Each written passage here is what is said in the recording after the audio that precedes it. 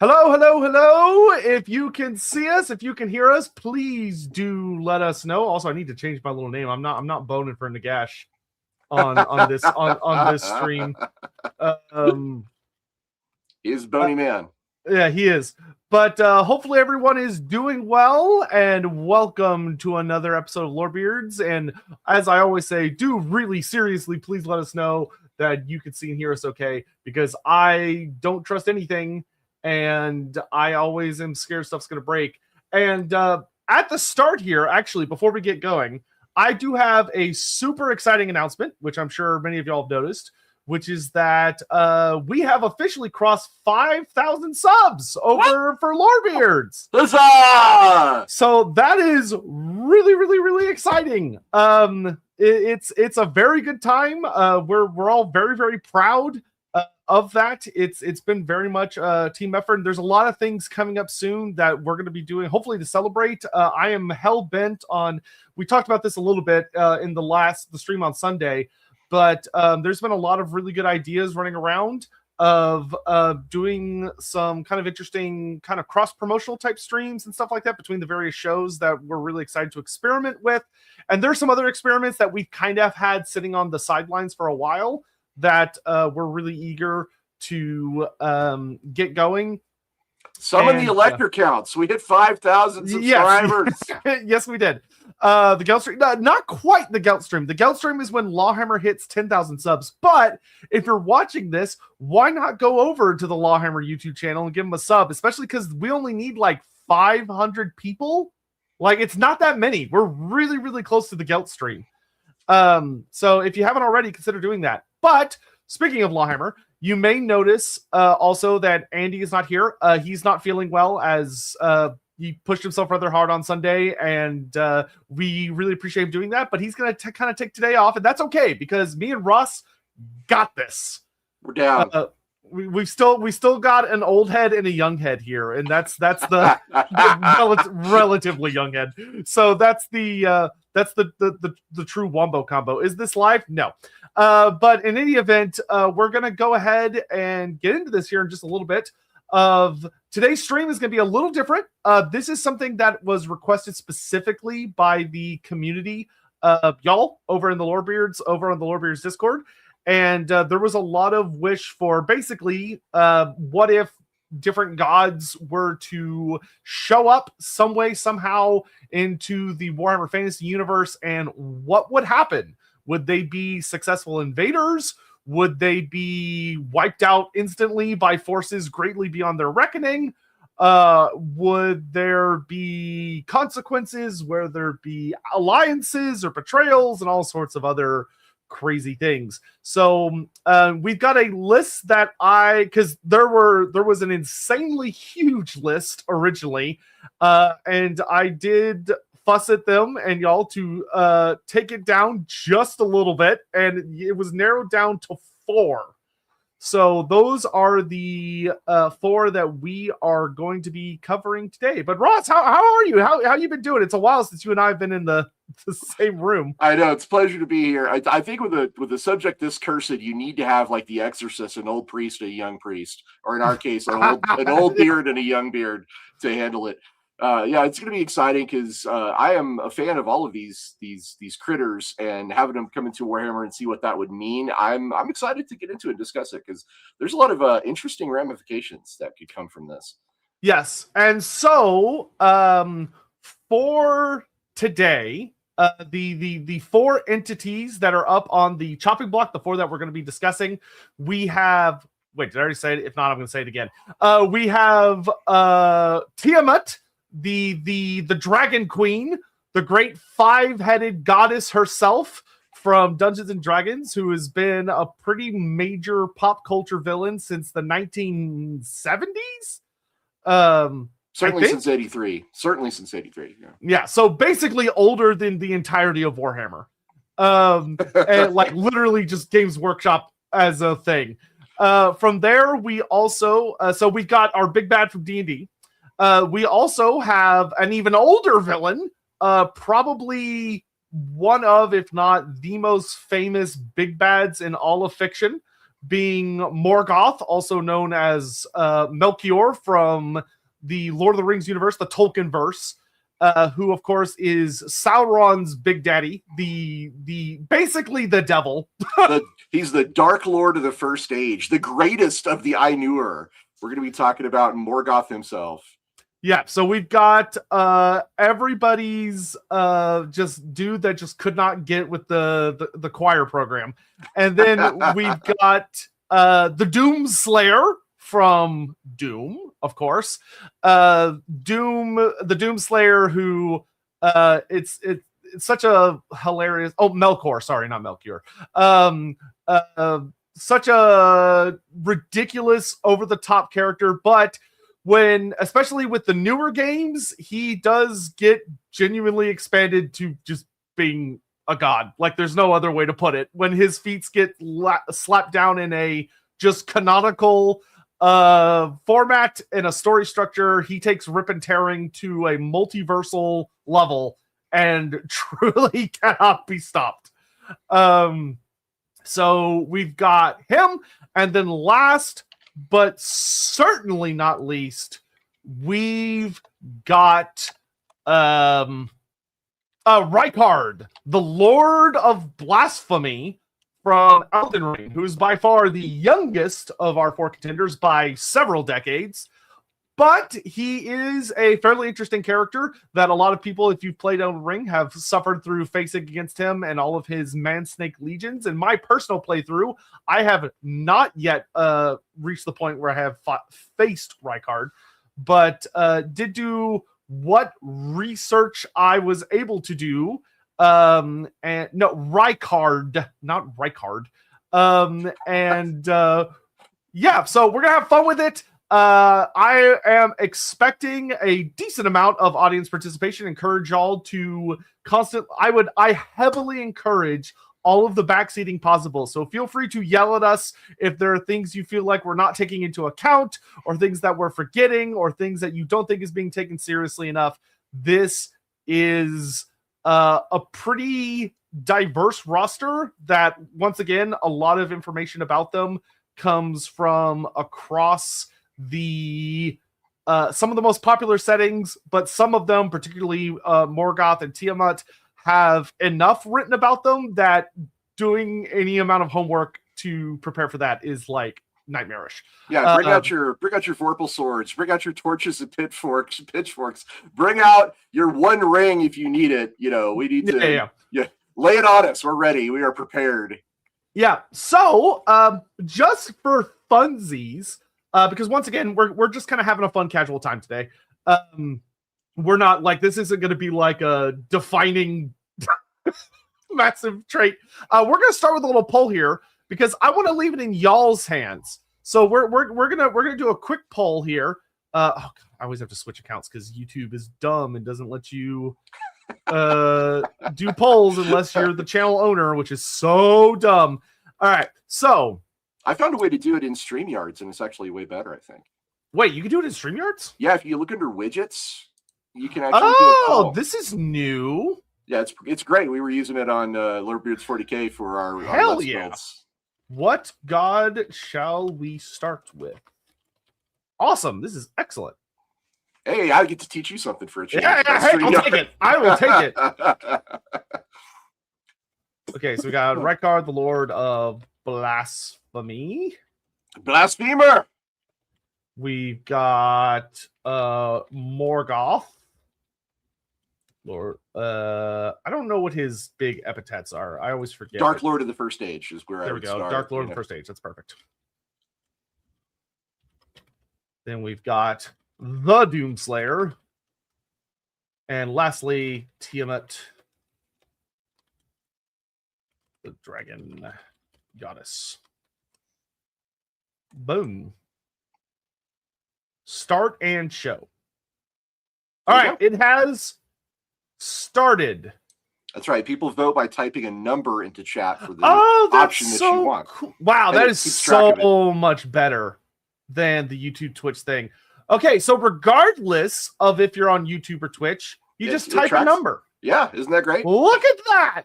And you can preload. You can preload all your polls if you want to, which that's fantastic. I love that. Wow.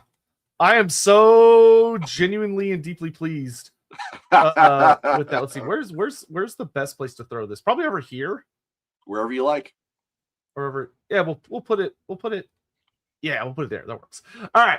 So we're gonna let that vote go for a second, and that gives us a chance to get caught up on super chats and all that jazz. I'm just checking to make sure I didn't miss any Twitch ones, but I think I grabbed them all. So let's get into it. So first, Donna Man.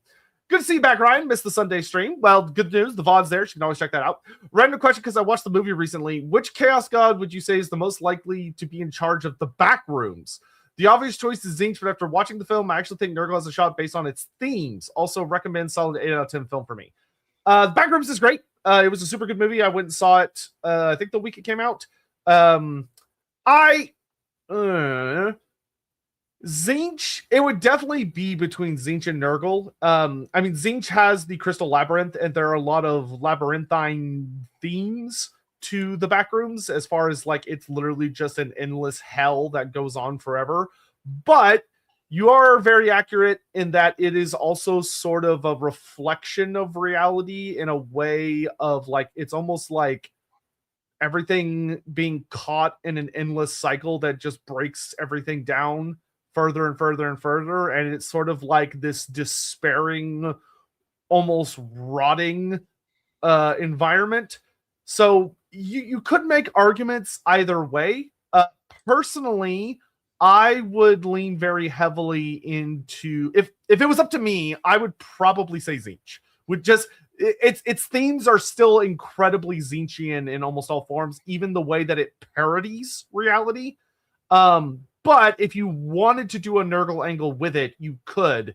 But I think you'd have to explore more into the things that would be going into it. There'd have to be more rot. There'd have to be more breaking down, as opposed to how it currently exists. I don't know. Have you seen the backrooms yet, Ross? I haven't, but I am very familiar with the base material from like the SCP and the creepypastas of the day. I was there. Can you believe that Andy has no idea what SCPs are? Oh my god. I know. Crazy. Don't speak of the old magic to me, witch. I was there when it was spoken. The backrooms are great, and I think you technically could theme to just about any of the Chaos Gods. Over in 40K, there's a kind of an interesting version of the backroom called the Murder Room, which is actually part of Khorne's domain. But having said all of that, I think based on, like you said, the themes, the idea that it's a liminal space in between two dimensions, not really one or the other. The fact that it is a maze that curls back in on itself, those are very Zinchian things. Yep. It leans heavily into the Changer of Ways, and I would say that would be where I would go with it. That's fair. Cole Patterson said, Tiamat was the main antagonist the first campaign I ever DM'd, so she better be shown as the chromatic dragon god queen she is. Well, yeah, she... researching her is interesting, because it's so much...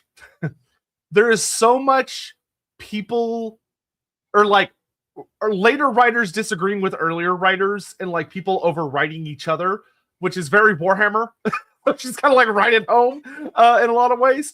But I think there is some fun things that will happen to her, so to speak, with her manifestation into the mortal realms that we'll get into.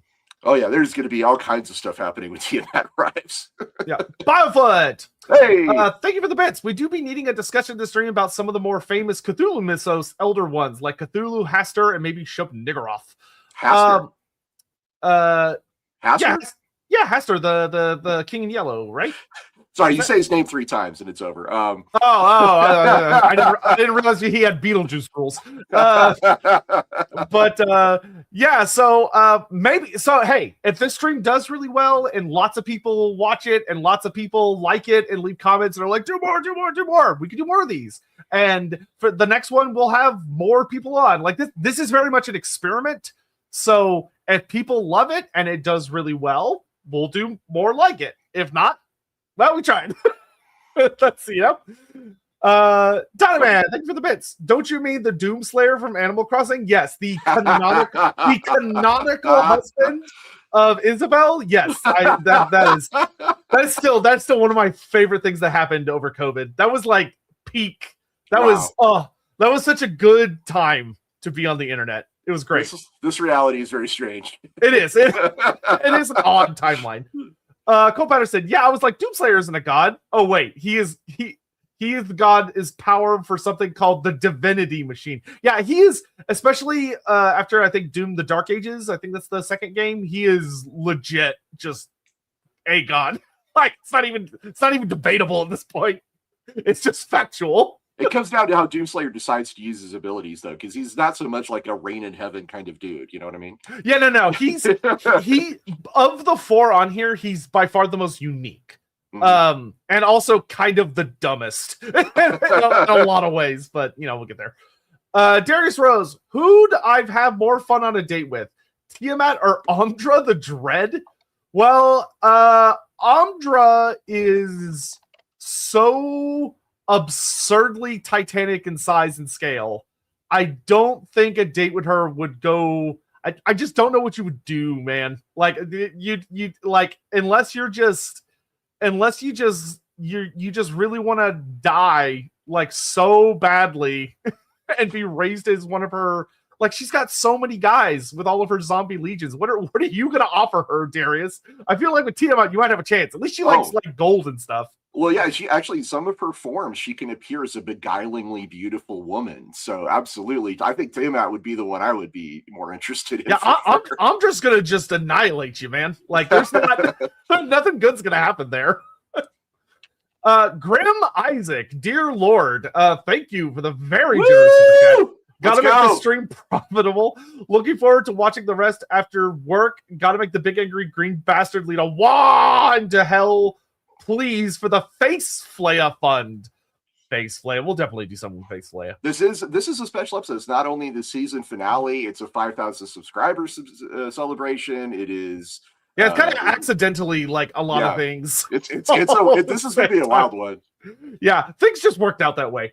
Darius, DC or Marvel gods eventually, or would they be too OP? I don't think anything's too OP if you're willing to have a genuine discussion about how to make things function within, but you have to make certain concessions and assumptions in order to have the discussion. I'll be the first to say it. Darkseid is like ludicrous.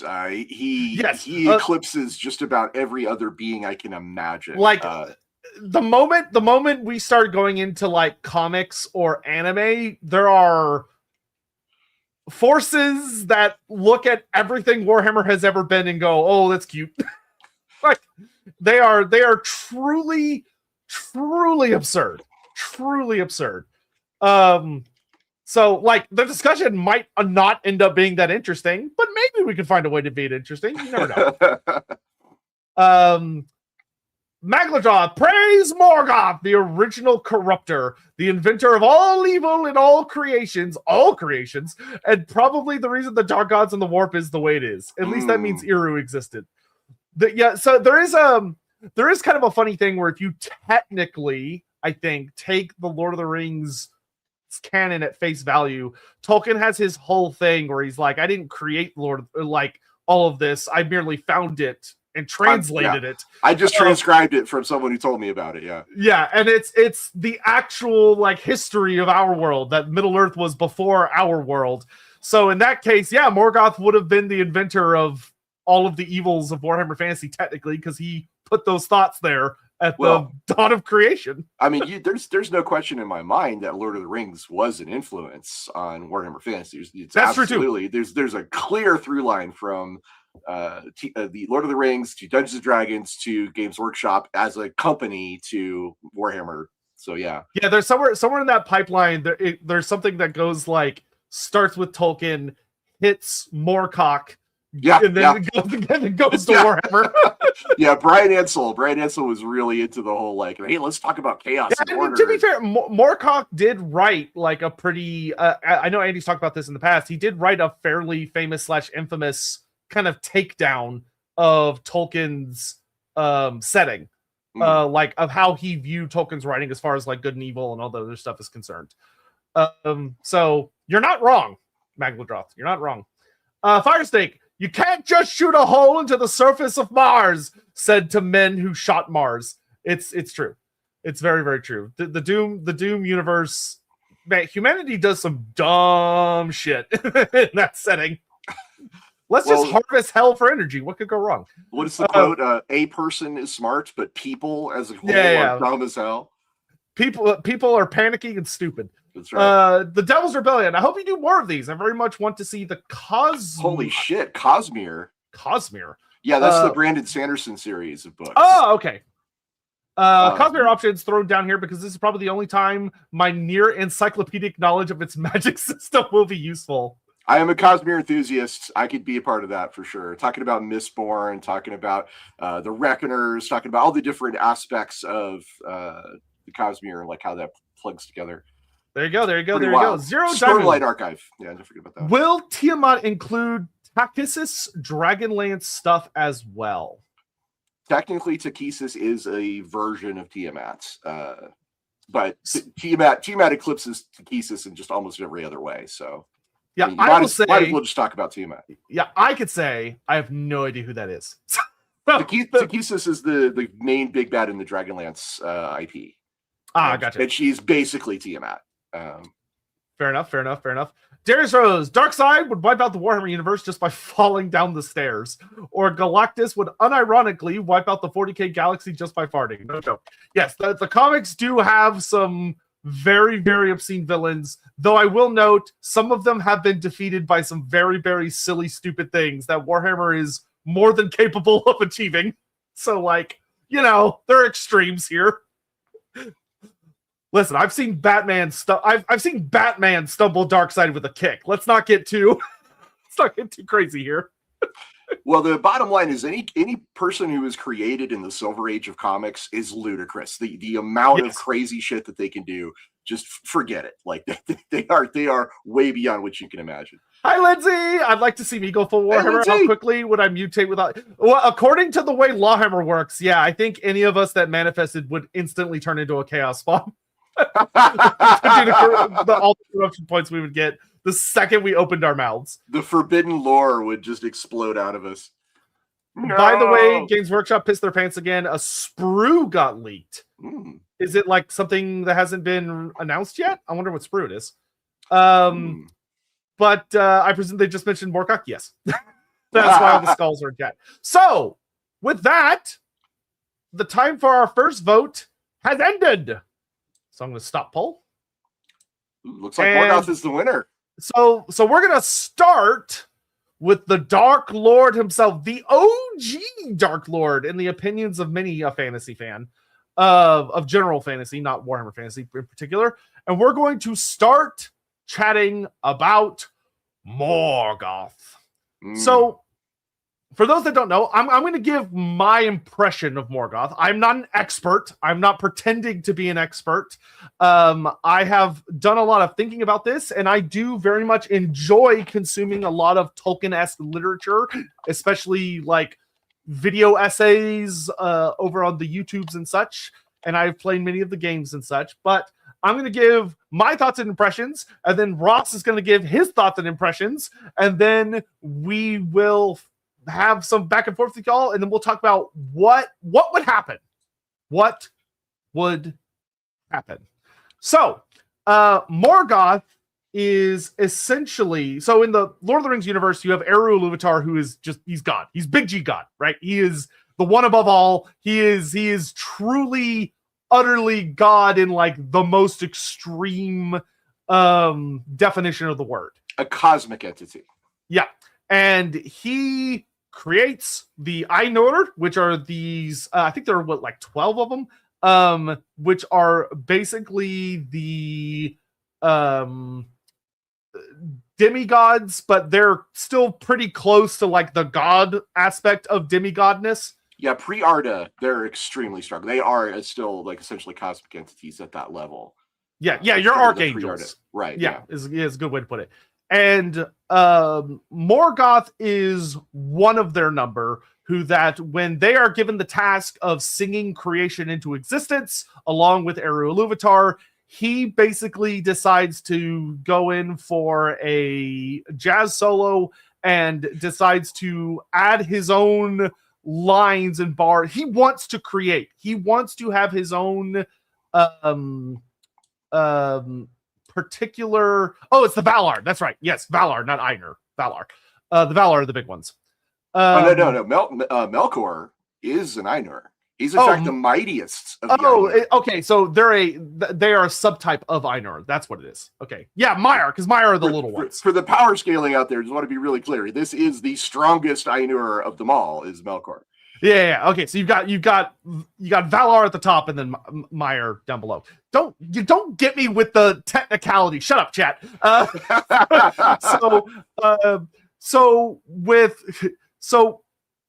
Morgoth is basically, he is someone who is it's very deeply based on the Lucifer story, where he was the greatest, the most loved, the most beautiful, the most powerful, yada yada yada yada.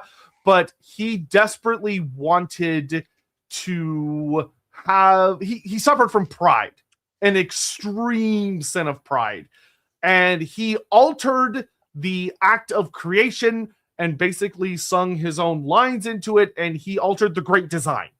And this caused many things to potentially come into creation that otherwise should not have.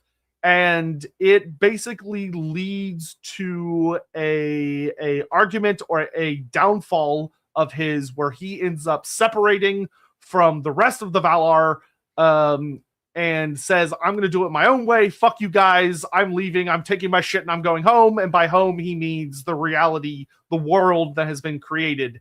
And he ends up taking many that he convinces to go with him among the Maiar, which are like your regular angel types.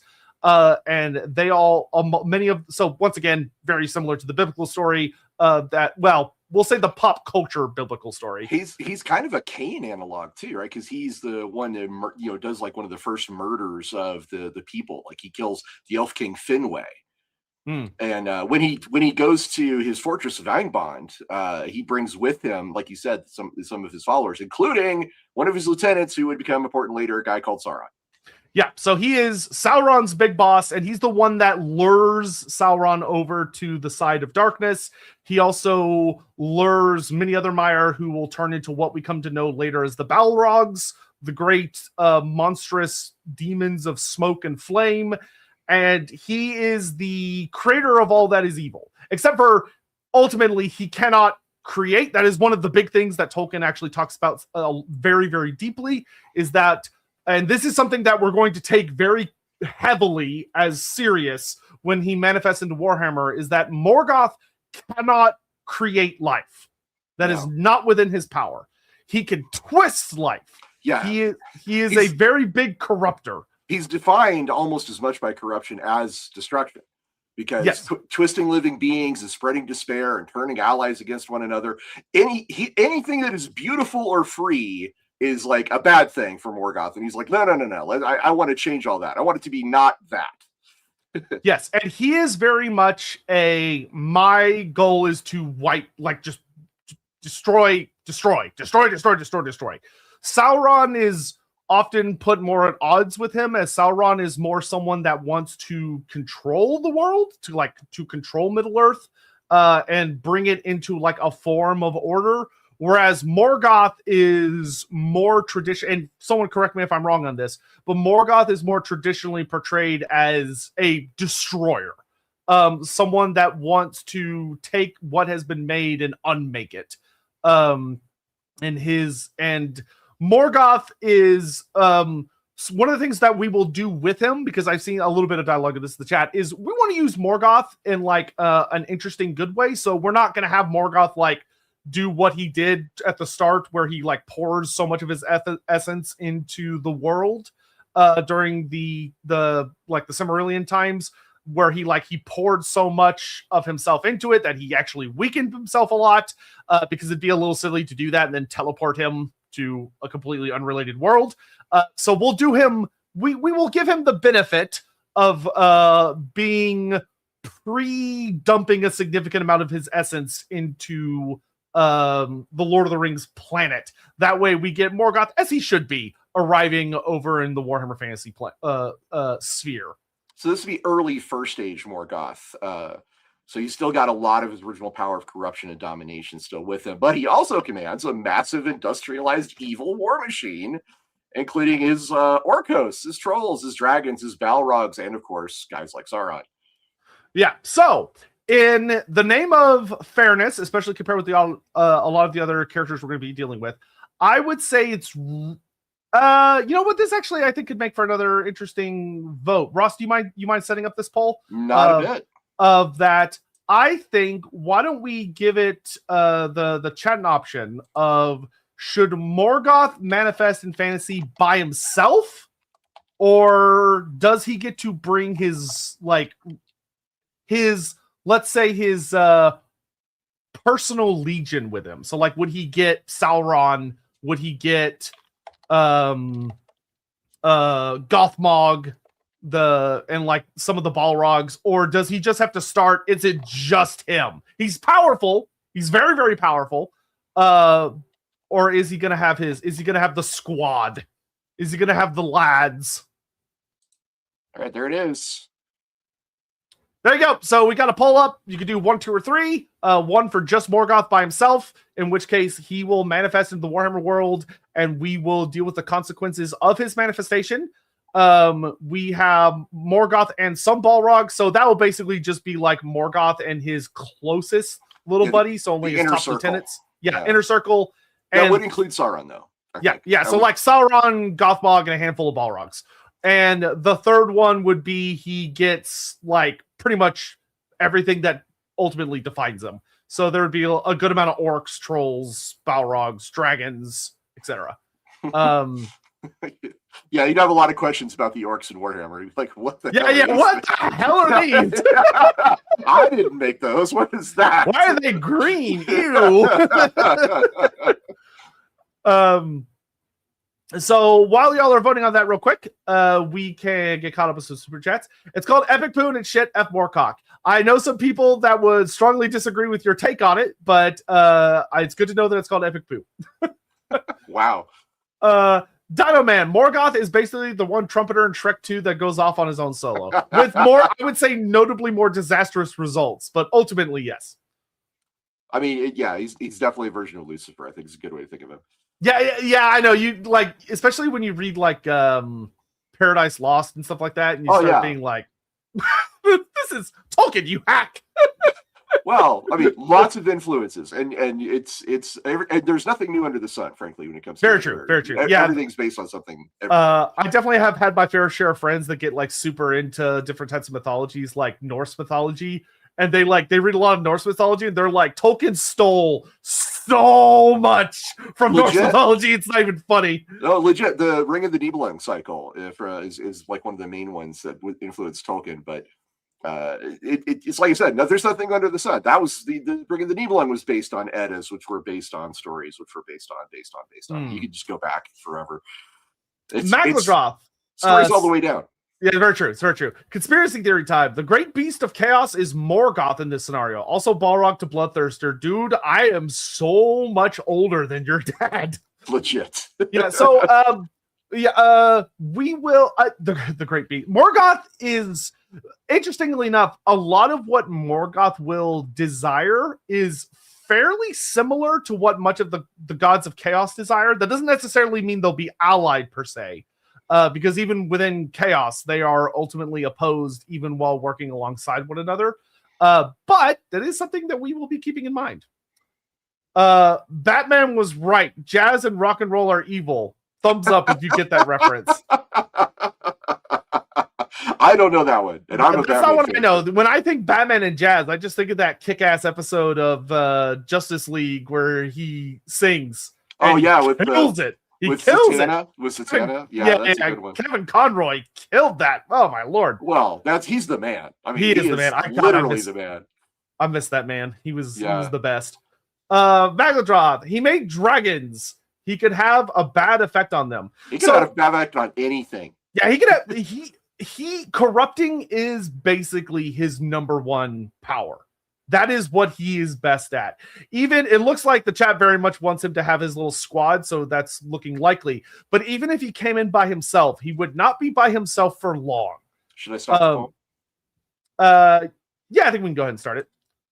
All right, so the answer is Morgoth and some Balrogs. That's what's happening. It's the inner circle. Yeah. All right, we'll get these last two. Luigi is super. If Sauron gets in, remember he's a necromancer. Well, he's called a necromancer, and he does some like he doesn't really do a lot of what we would understand nowadays as necromancy. Tolkien seemed to use the word necromancer more as almost like dark wizard as opposed to guy that specifically resurrects the dead. The Hobbit movies kind of tried to massage this with the whole thing with the ring wraiths, where they're like, oh yeah, he's talking about the ring wraiths, but he doesn't do a whole lot. He's not casting any purple suns, I'll tell you that. Yeah, no. The winds of Shaiish do not obey him. Darius Rose, would Marathi try and manipulate him if she could? Of course she would. It's Marathi. Nothing would stop her from trying. Shoot your shot. That's what I got to say. Go for it. Ricardo Andre, I hope you take more on the OG Melkor rather than nihilistic Morgoth that he became because he couldn't control the world, so he went to destroy it. Okay, so for our story here, Morgoth, and we're gonna set this around like probably like the start of Karl Franz's reign, just so it's recognizably a Warhammer world. We want to drop them in the place where the characters are running around and the factions are established, and the end times is vaguely in view, but it's still 25 years away. It's still got a quarter of a century looming in the background. That way we are dealing with them arriving and shaking up the world in a dramatic fashion, but they're not like showing up like around the dawn of time or what have you. So with Morgoth coming into the Warhammer Fantasy world, the biggest thing that would, and I think we could do this through a way of polls, but Ross, feel free to interrupt me at any point if there's anything that pops into you of an idea of how something should be handled. Okay. But one of the things that makes Morgoth very unique at the get-go compared to most gods of the Warhammer Fantasy setting is that he is intrinsically given the ability to he can manifest in the physical realm. He is an entity that is able to take on a physical form and arrive physically upon the battlefields of the world, but he also is technically an immortal spirit that at this point would have a manifestation within the ether. The moment that Morgoth shows up, he does have to play by Warhammer's rules. Right. So that means that when he arrives, the realm of chaos, the realm of the gods, the ether, there is a section of it, it'll start off small, portion that the vortex within the ether that he causes starts to disturb things as he appears into the world. Now, something we could do as a quick poll that I'll do while I let Ross chat for a minute is thinking about where would we think would be the best place? Where do we think Morgoth would be most drawn to manifest? Less throwing a dart at a board. And as his influence is reaching into the world, and him and his closest servants, and we're doing closest servants. So we're doing Sauron, Gothmog, and let's say like Durin's Bane and like 3 other Balrogs. Let's keep it small. Yeah, I think one of the answers has got to be the Chaos Waste, right? Like in the Northern Old World section. And the reason is, here's my thinking, is that Morgoth is going to look at the old world and he's not going to see too many like problems, like armies of people. He can certainly deal with that. He's dealt with that in the past. These are just men. These are just elves. These are just orcs. I mean, different orcs, but they're still just orcs, right? I think he's going to be looking beyond. I think he's going to say, the one I really need to deal with here is Chaos Gods. Those are the ones that I would really are going to be any kind of actual opposition. Yeah, I think. And Glaurung. Yeah, okay. I guess we can give him a dragon. Okay. So an actual, like a dragon of Morgoth is a operation that is an operational threat for any army in the Old World period. Just that guy alone will be like. You don't have fun with that. All right, we'll give him Glaurung. We're not going to give him we're not going to give him Encalagon the Black, but we will give him Glaurung. I think that's fair. We're not going to give him every fucking dragon under the sun, but we'll give him one. No, we're not giving him Ungoliant because Ungoliant worked alongside him, but she wasn't one of his patsies. Yeah, she did try to kill him. Early on they worked together, but after that. Yeah, so we're not no Ungoliant. Ungoliant's got to sit this one out. So a place that I think would be interesting for him to manifest is, I would think that based on how he remakes the world and how he's drawn towards reality, I think it's fair to that for yes, we are going to vote on where he starts. So right now we're kind of kicking out where would be places that he would be likely to appear. I think Ross is 100% right that the Chaos Waste would be a location, because one of the things that I'm going to argue is that I think that Morgoth, because he does need to play by the world's rules. After all, this is not Warhammer Fantasy going to him, it is him coming to us. And one of those rules is that he cannot manifest himself fully, because reality bulks against that. Now, I will say it's very, very possible for him to take an avatar. It is possible for him to maybe manifest a physical form that is relatively small, similar to how Ladriel does, or similar how to Orion and Ariel do, which they are avatars, or similar how to Morgur does. Morgur would probably have a lot in common with Morgoth, as far as you have this incredibly titanic divine entity trying to squeeze itself into an itty bitty body, so that it can influence what's going on. But that's something that we'll do here. Yeah, Morgur would sense a much greater form of corruption than anything he's ever encountered before. Morgur would be looking at Morgoth like snack. I feel like Morgur is way too dumb to not try to eat Morgoth. Oh, okay, I guess that's true. I was thinking like on some instinctual level, though, they would certainly be drawn together. Or I think there are chaos powers that would be, or entities that would, but I think Morgur is such an obsessive devourer of gods that I feel like he would be a force that would try to consume Morgoth as opposed to anything else. Which, would he succeed? No, debatably, and it's a very unlikely debatable, but it's not technically impossible according to Warhammer's rules. That's true, because this is a whole different ecosystem for Morgoth, right? Like, yeah. I mean, and the forces of chaos are not just another barbarian army that Morgoth can overawe. This is a metaphysical ecosystem. It's fueled by emotion and warfare and excess and mutation and despair and plague and ambition and endless conflicts. It's all those things. And so Morgoth has a lot of themes in common with chaos, but he's not automatically in charge of it. And it would be kind of, I think there's an instant rivalry right there. Yeah. So another option that I think would be good for a place he would manifest would be the Darklands. The Darklands are a place that are riotous in magic, and it's possible for a lot of elemental forces. There are like creatures that are embodiments of magical essence that are able to manifest and live within the Darklands. Demons have a strong capability of manifesting there. And it is a place that I think would strike at him as a strong place to set up a fortress as he starts, and would be like home type vibes. Band. Yeah, especially because several of the locations in the Darklands are hysterically based on Mordor and everything. Like the Tower of Gorgoth is like almost directly a one-to-one rip from some places in Warhammer. But I'm looking through the comments for, is anyone else out there have a place where they think it would make a lot of sense, and thinking about what Morgoth is like, the kinds of places that he is drawn to. I think I have two more suggestions. Sure. One is possibly the temptation of Morgoth towards the desecration of purity, right? And maybe in that case, actually, Bretonnia might not be a bad place to land, and he might see the Grail and all the manifestations of the Lady of the Lake as a form of purity that he would want to take. That's interesting. And corrupt.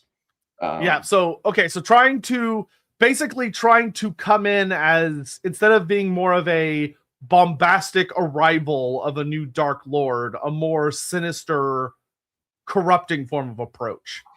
I mean, possibly. It's important to remember, like, Morgoth, he wants ownership of the world, right? He is very much about authoritarian, industrial, hierarchical. How do you pronounce that? Pretty close. Hierarchical evil. He's structural, right? And Bretonia's got structure. There's places, there's fortresses and strongholds. There's populations to enslave, and he can pull off all kinds of massive industries there that he could maybe not so much in the Chaos Wastes or the Darklands. Yeah, and I'm also saying the other. So yeah, I'm down with that. The other choice I think would be good. That's kind of in a similar vein. Would be Ulthuan, of like manifesting up in the Anuli Mountains where the gods are said to live, and magic is scraping the top of the world. Now, keep in mind, because he is coming to Warhammer, I'm going to be trying to argue this as best I can from like looking at this as someone that knows and loves Warhammer, and how I think these things would realistically go. There are threats to godlike entities in the world.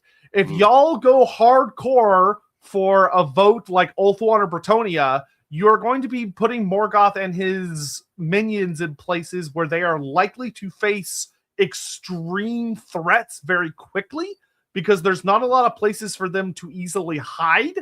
Whereas if you go with like the Chaos Wastes and the Darklands, they will face different kinds of threats that for some things would be dangerous, but for them, not so much. And there's significantly more space for them to start to sink in their claws. So is that I think that seems like a kind of a fun list. Anywhere else you think we should go, or does that seem good to you? I mean, it does. There's definitely reasons why he might look at Ulthuan and be like, those are not so far apart from some of the people that I used to dwell amongst, and find it comforting in some ways. Like it's a little piece of home. Yeah, possibly. So keep in mind as this vote's about to go live, that the more magically significant of a place that y'all choose, the more that Morgoth himself is able to easily intervene. Like figures like Sauron and the Balrogs, they will have physical forms. These will be physical beings that have physical bodies that can be destroyed. Now, we know that their spirits are able to persist the destruction of their bodies. Obviously, this is Sauron before he forged the One Ring, but with the laws of Warhammer Fantasy, there's actually nothing stopping him from making the One Ring again, if he really wanted to, but we're not really here for Sauron. Is the crafter of the One Ring, yeah. Yeah, but for Morgoth himself, if y'all put him somewhere like Bretonia and the Darklands, he is going to have a harder time directly involving himself than if you choose somewhere like Ulthuan or the Chaos Wastes, where magic is significantly stronger. And he is able to use it to take on more of a form. So the poll is up. Please do get your votes in on that. And while you're doing that, we're going to get caught up on some Super Chat stuff. It's only a few of them. Aaron, glad to see you guys here. How about Primus, the architect of steel and fire? I don't know who that is. Oh, from Transformers. Or yeah. Unicron, Lord of Chaos and Entropy. Any of the Transformers big bads would be very funny, to be frank. Unicron especially, seeing as he's just a fucking planet that eats other planets. Unicron, I feel like Unicron would fit in snugly in 40K. Fantasy, he'd be a bit of an oddball, but there would be ways to fight him, but it would be very difficult. I actually know very little about Primus. Yeah, same. But fun fact, I did actually create a planet in the Cronus Expanse for the Rogue Trader setting that is essentially like a giant computer planet that I always was kind of hinting it was Unicron. Nice. Like in 40K. That's great. Ricardo, he's a creator that desires to be worshipped and wants to control, not simply a nihilistic destroyer. He is so anti-chaos, he wants to own everything. Yeah, there's, one of the things about chaos in particular as well is that chaos is a fairly, it can be a bit of a controversial force. Something that, Andy talks a lot about is that chaos, especially in the older editions of Warhammer, is purely portrayed as they want to destroy reality. In some later editions, there were some authors that wanted to reinterpret them as they want to control reality or remake reality into their image. But then when we swing back around to the end times, we actually see them back to their roots, where they are purely destroyers of realities. Though Slaanesh, funny enough, ends up being not fully committed to that particular bit, because Slaanesh really likes reality, so Slaanesh deliberately sends her worst servants Yeah, the final battle. It's more about like the degradation of the world, or the instability of the world, or the spiritual consumption thereof. Yeah, the other three though were full on like, let's blow this shit up. But yes, Morgoth, I do not think Morgoth would join the Chaos Pantheon. I think it's easy to look at Morgoth and you hear the words Corruptor and he's evil, so clearly he would be on Team Chaos. But I actually very much feel that I don't think him and Chaos would necessarily be on site always. We're going to attack each other. But I do think that he would be much more of almost like how the forces of Undeath are, where he's sort of his own distinct force within the setting, because he desires to take everything for himself. In some ways, he's almost more related to Nagash than he is to like the big four. Yeah, I could see like a temporary cooperation possibly, where they're both sort of deciding to attack and destroy civilization in the old world. But I think there's no chance of a long-term cooperation between them. Yeah, because he's almost more of like a evil order type character. Centralized obedience is just not what the other Chaos Gods are about. Yeah, no. Chaos, big C and little c. Yeah. Luigi Super, Sauron is a full necromancer. He binds spirits and corpses to create werewolves. That's such a weird way to create a werewolf. And can someone control spirits? Even the Witch King can. Granted, they're going to have some difficulties when they initially arrive, which we'll talk a little bit about, because they're going to have to learn how the winds of magic work. I don't think it'll be something that will come fairly naturally to them fairly quickly. But they will. We'll get into that in a little bit. Well, it's worth pointing out that Tolkien's view of magic was a lot lesser, in general terms. Like, guys casting spells in Lord of the Rings do it on a far lower scale. It's very soft. It's a lot less cinematic. It's not guys at pointy hats flinging fireballs, which is absolutely what Warhammer does. So I imagine Morgoth is in for a bit of a rude awakening when he starts encountering battle magic from, a lot of the different factions on the Warhammer world. Yeah, the magic that him and Sauron and the Balrogs wield is notable, but it's not on the scale of battle magic by like any easy stretches. It's very I think his magic and Sauron's magic in particular is powerful, but it is very subtle. Nuanced. Yeah. Dinoman, maybe Tsar Nagrund in the Darklands. He might be attracted by the industry, etc., or see an opportunity to manipulate the orcs to follow him against the dwarfs. I think Morgoth would have a much more difficult time with the greenskins than many of y'all think, just because he controls the orcs of Middle-earth. Now, I think he can corrupt some of them, but orcs as they naturally exist in Warhammer are going to bulk against him. Well, I mean, like, the term corruption that we're talking about with Morgoth is not so much a physical corruption, although that can exist. It certainly has existed in Lord of the Rings. And if you're talking about physical corruption, like, orcs are pretty resistant to that kind of thing. But influence, right? The idea of that dark whisper in your ear telling you to go do things, that is where Morgoth will excel with the races of the old world. Even races that are like generally resistant to corruption.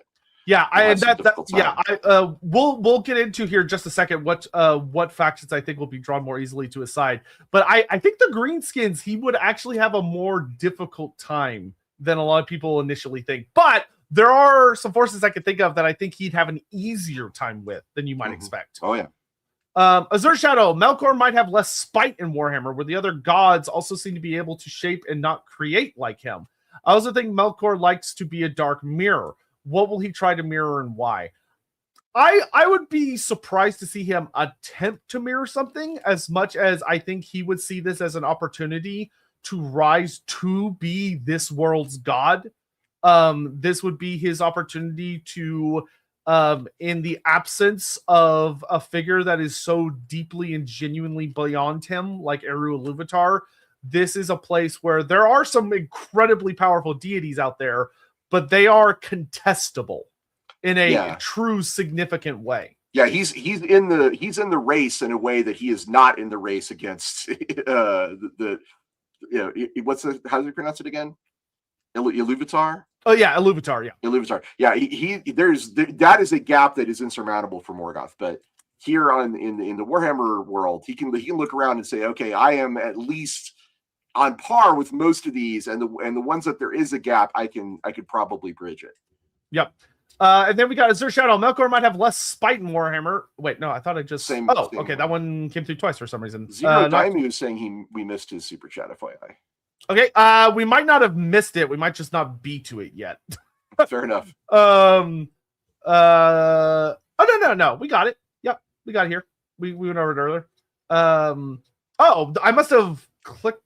I don't know why it was, because I didn't read it. Anyway, the biggest thing for Morgoth is that Eru didn't create the Warhammer world, so it wasn't set up to make sure that Eru always wins in the end. Very true. Very true.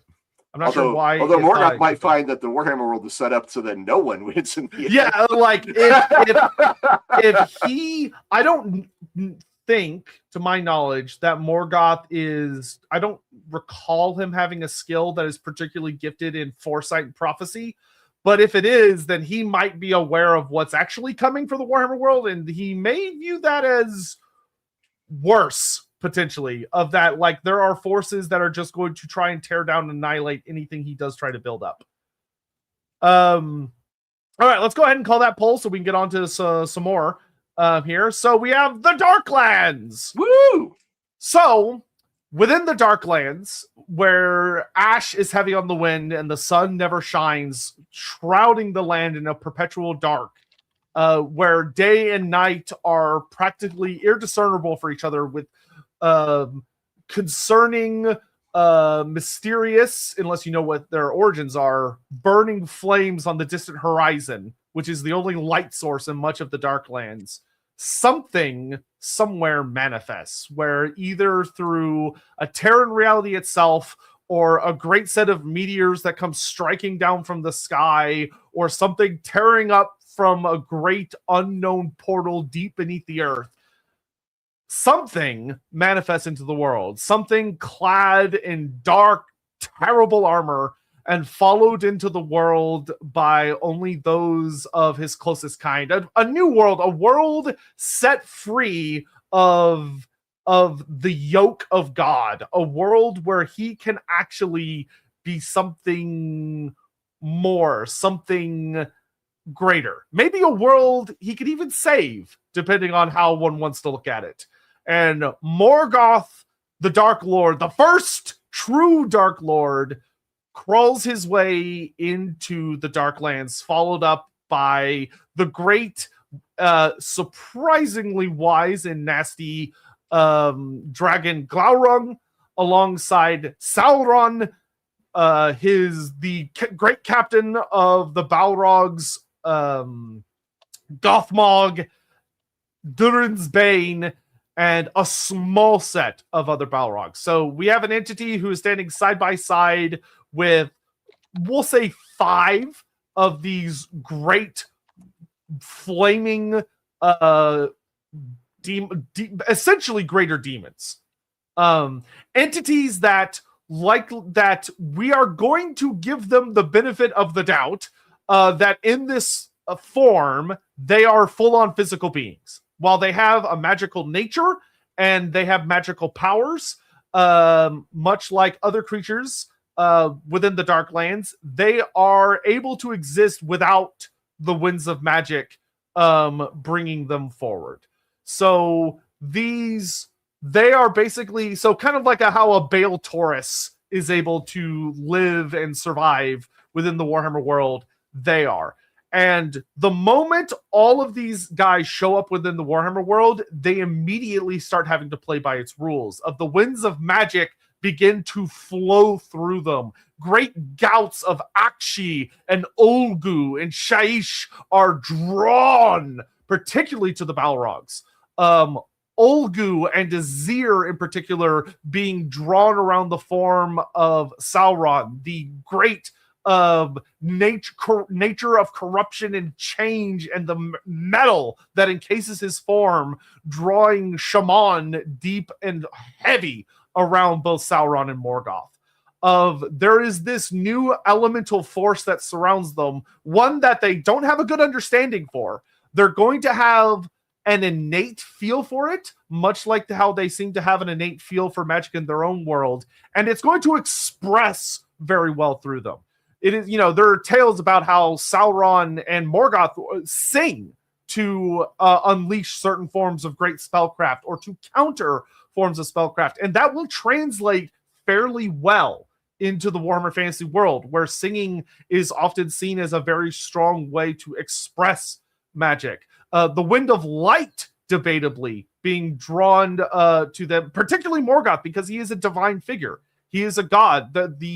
And their high level of intellect, their visionariness, is going to draw Hish to them, though in this part of the world, it will be difficult for them to control, manipulate, at least for now. But they're going to learn quick. Yeah, Olgu would be very strong in both Sauron and... Oh yeah, they'd be drenched in it. They'd be drenched in Olgu for sure. Like, they're such schemers, and the darkness that is naturally pulled to them is what's going to bring these magics full on. Now, there are a number of races skittering and scattering around the Darklands that are going to naturally feel as Morgoth starts to send out his tendrils into this world. Now, one of the downsides to the way Tolkien wrote Morgoth is that Tolkien doesn't really go much in depth about how Morgoth corrupts life. There is very, very little written about like how he created dragons, how he created trolls, even the orcs. Like, Tolkien was fairly wishy-washy about the whole like, oh, they're corrupted elves that he like stuck in mud puddles, like the movie portrays, or like that there's like, I know he hypothesized that maybe the trolls were like corrupted Ents, but like it's fairly like not exact. But we're going to say that at least initially he has this almost natural form of charisma that carries upon the winds of magic, that is going to start reaching out to the various forces of the world around him. So we're going to be dealing with if I may, I think I know what his first year like plan would be, like his ambition. I believe that he would want to capture or establish like a fortress zone, some kind of place where he could launch his armies out. And eventually he's going to want to crush any local resistance, gain all his slaves he can find, and expand through terror. He's going to become a great immediate threat to anybody in the area. He's going to take a lot of territory and probably destroy a nation or two if the timing is favorable, because this is a surprise invasion to anyone in the area. They are not expecting him.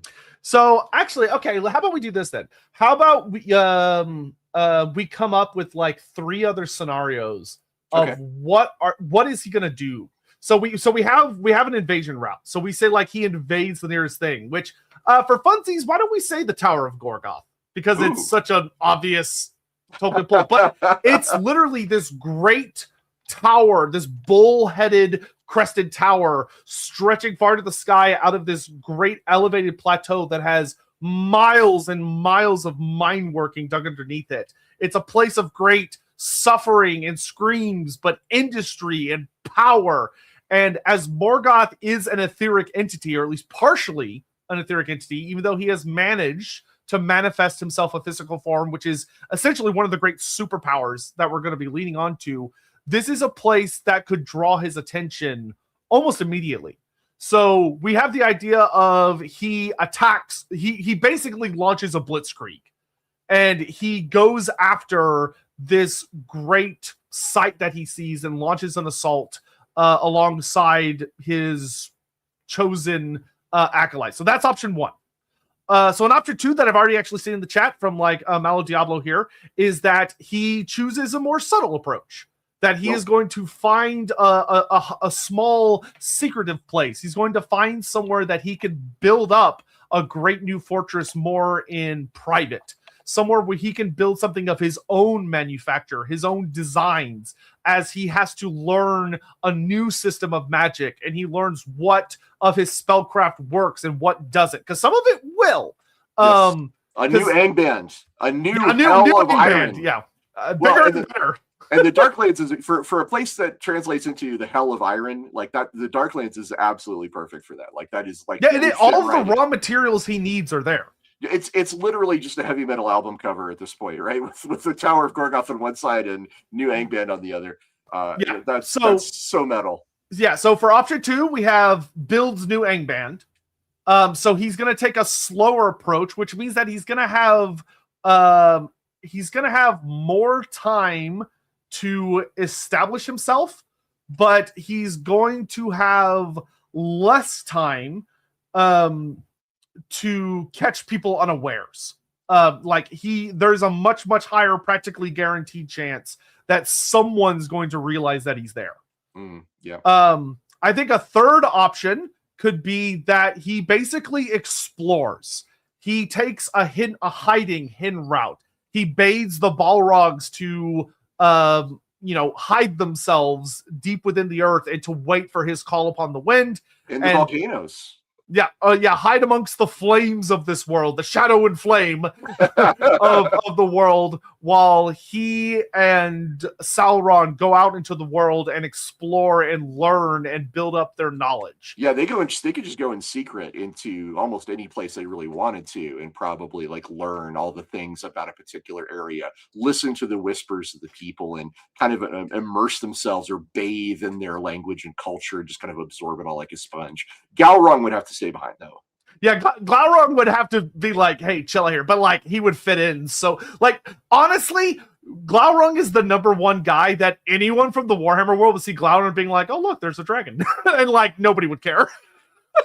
Well, he's a powerful dragon. Yeah, he is. He's very strong and scary, but it's like it's a dragon. Like they're like, oh, that dragon doesn't even have wings. He can't be that cool. Ooh, that's a bold statement. yeah. And then the fourth option we could go with, if you really want to go the route of Morgoth, more following in the routes of like what Sauron more is credited with doing, is you could go the hide themselves among civilization. So they turn themselves into more comely forms. They look like wise, kindly beings that go among the quote unquote free peoples of the Warhammer world. And instead of being more of spy masters or strange shadows and creatures that there are whispers of in certain parts of the world, but they're learning from anything and everything as they pass, they instead go to where civilization is, going to the border princes, up into the Empire, to Bretonnia, to Kislev, to learning what is civilization like in this world. That seems like a decent go on a tour, basically. Let's go on a friendly tour. At least on the face of it. We'll go sightsee at the Vortex. Yeah. All right, so we've got so we have attacks immediately. We'll say begins his. I mean, the topic is not like hang out in the old world. The topic is invade the old world. True. Yeah, but like invasions can take many forms. Yeah. It's not a vacation. It's not a vacation, Melkor. What's his fortress? Angband, right? Angband. Yeah, okay. Is it Angband or Angbad? Angband. B-A-N-D, okay. yeah.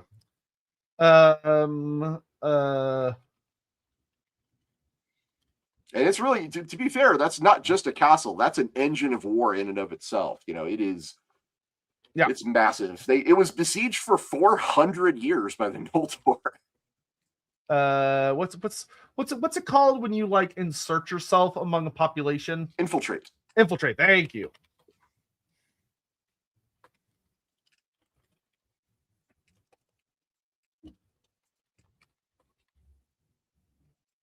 I ran out of text space, so I'll just do that. There we go.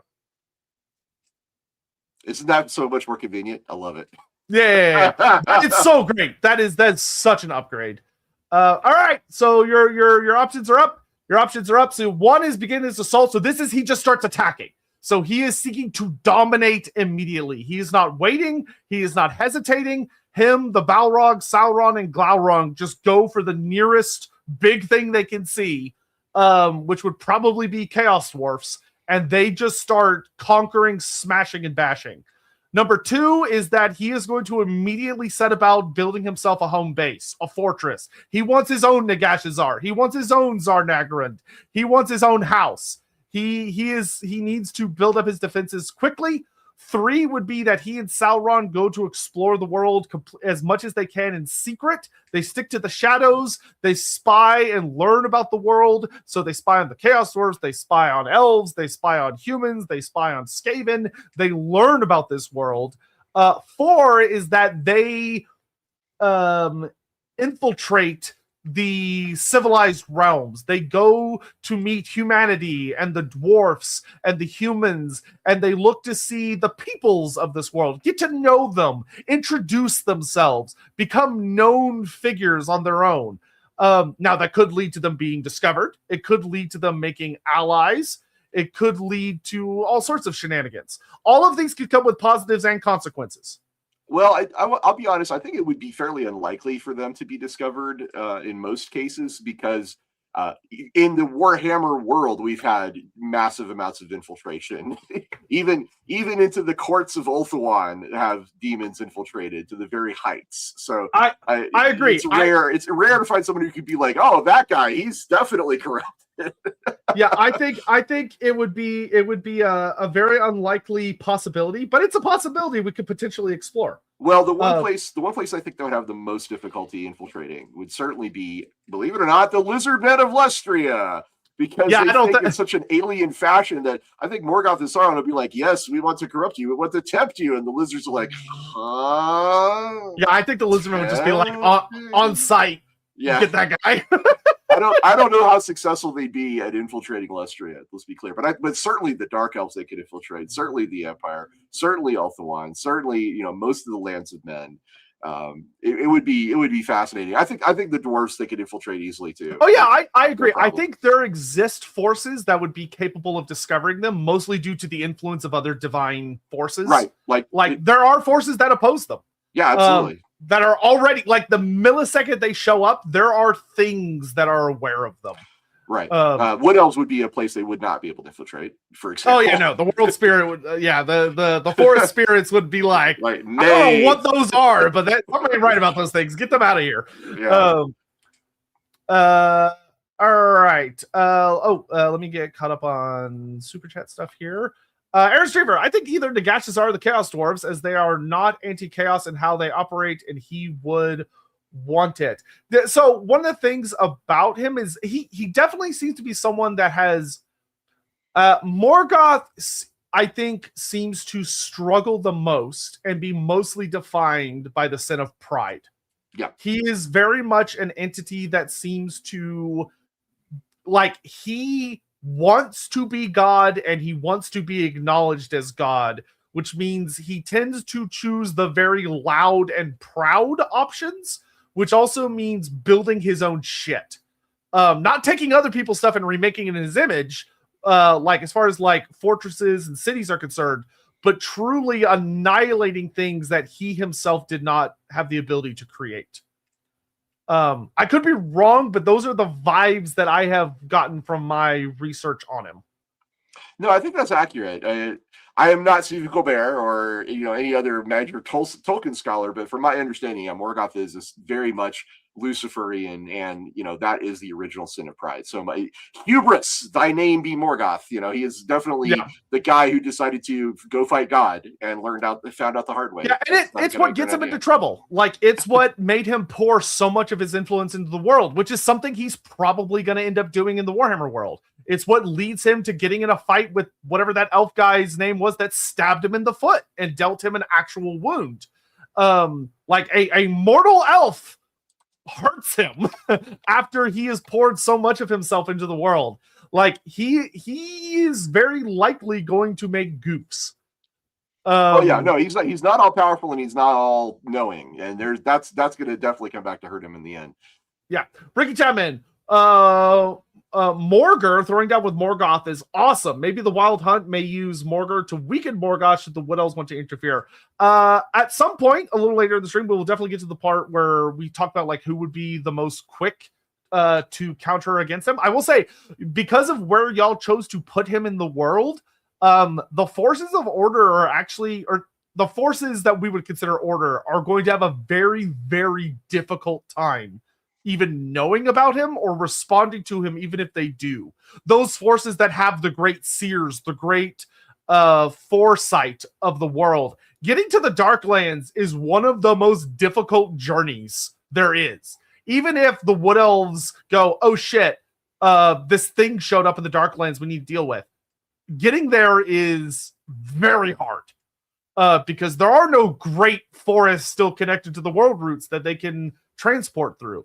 The High Elves, he's very deep in land. The Dwarfs, he's on the bad side of the World's Edge Mountains, and they're the closest, but they're also the most conservative and the least likely to actually go out and investigate. And that's even before humanity, who's nowhere even close to where he is.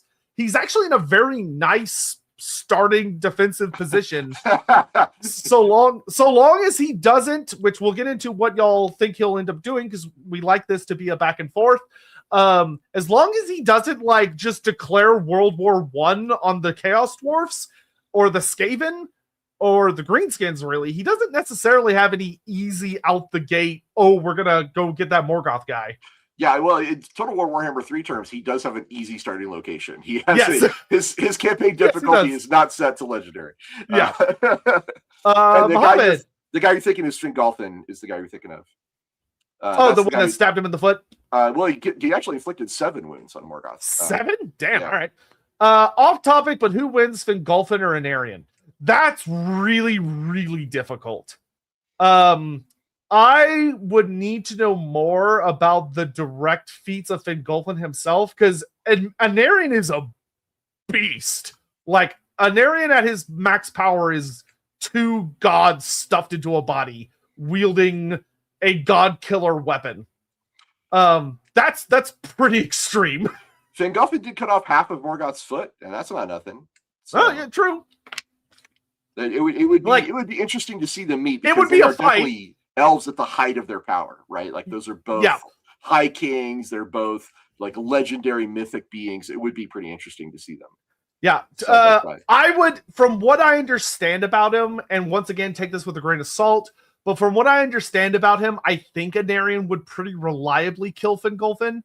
I agree with that. Just because Anarion is so much. Here's the thing: the elves in Lord of the Rings are not necessarily warlike. They're good at it, like they're skilled, and they have a lot of the speed and accuracy that are far outstripping humans. But so is true of the High Elves. And Anarion, well, he definitely likes to fight, and he knows how to fight, and he's very aggressive about it. I mean, I think just even on a basic experience level of like, I duel other god-like beings for a living, it's Anarion. That's the fact that he one-shots other godlike beings. Yeah, my money's the Widowmaker is kind of bullshit. Like, it's kind of a bullshit weapon.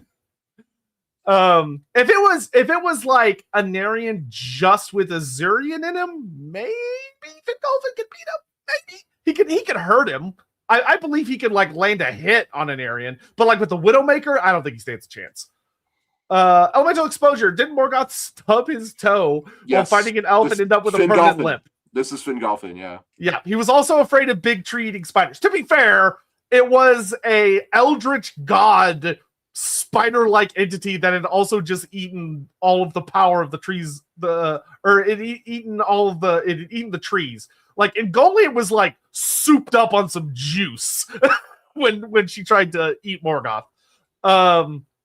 And so like, you know, let's be fair to Morgoth when it comes to the spider incident. Magladroth, he would probably demand that Chaos bend the knee. I think Chaos would laugh at him loud and hard. Yeah, that's like I said, I don't think a long-term alliance or any cooperation is possible over a long enough timeline. Oh yeah, no. I think me and Ross would probably agree that like there are forces among Chaos that would side with him, either long-term or temporarily. But the gods themselves, I don't think would want anything to do with them. Surprisingly, one of his greatest allies could be the Horned Rat. Yeah, I could see the Skaven being a very good on and off. Well, they're opportunistic as hell, but they're also treacherous as hell. So super back duper. Back and forth. Aaron Streamer, Primus is Unicron's brother and his antithesis. Primus made the primes and anointed the others like Optimus. Cool. That doesn't really tell me anything about like scale or anything, but he's like cool. The good guy version of Unicron. Okay, fair enough. Firestake, if we could suggest future options, Godzilla Ultima. For right now, with respect, no future options, because the more I look at the time, the more I think we're probably just going to end up doing Morgoth today. My god, right? Yeah. And this might end up just kind of being like a running series we do once in a while, where we just slowly chip away at the list. Because like, hey guys, I'll say it, the super chats are coming in, y'all are showing up, so like, if you keep, as long as enough people are like liking it and leaving comments and stuff, we'll gladly do this like once a month. Hey, do you want to hear the Lorebeards 40K spiel for super chats? Yeah, sure. Okay, if you want to know the best way to support Lorebeards to keep more content coming your way, super chats is the absolute best way to do it. It supports the show, supports the host directly, and we're grateful to everyone who chooses to support us with a super chat. Yeah, that sounds so professional. I've done it a lot over on the 40K side. Yeah. So like I said, if this gets like lots of likes and stuff and comments and people demanding more, I would be more than happy for us to make this like a once a month series where whoever's feeling up to it shows up. So like sometimes it'd be me and Ross, sometimes it'd be Andy and Ross, sometimes it'd be Vera and Ross, sometimes it'd be Andy and Vera, or maybe all four of us, or all five of us, or all six of us, or just whoever's around. Get the entire council of Lorebeards. That would be a real feat. Yeah, the whole council of Lorebeards to just shit on whatever entity happens to be there that week. Chris M, I have to step away for work as stuff, but as big tokens / Lord of the Rings fans, is a really fun discussion. Oh, lovely. I'm glad to hear that. Super Orlock, the most frightening thing with Morgoth here is that he could just camp in reality since there isn't a Tulkas to drag him away. So what I will note is there are things that exist within the Warhammer Fantasy universe that could contain an entity like Morgoth. He is a very powerful etheric and physical entity, but if his physical form is destroyed, it does come with consequences. His influence would be significantly less in the time it would take for him to reform himself or for a ritual to be performed that would allow him to return. And even within the ether, he's not immune to things getting him. Yeah. In the Warhammer world, he is one apocalyptic power amongst several rather than the uncontested master. Yeah, I want to be very, very clear that although Morgoth is incredibly mighty, and he is, he's a big bad, the way the Warhammer world works and the way that many of the etheric forces work, it is going to take time for him to be as significant of a power as like the Dark Gods, if he can reach that point, because what he needs is worship. He needs a significant legion of people that are worshiping him, that are offering up souls unto him and building his influence within the ether.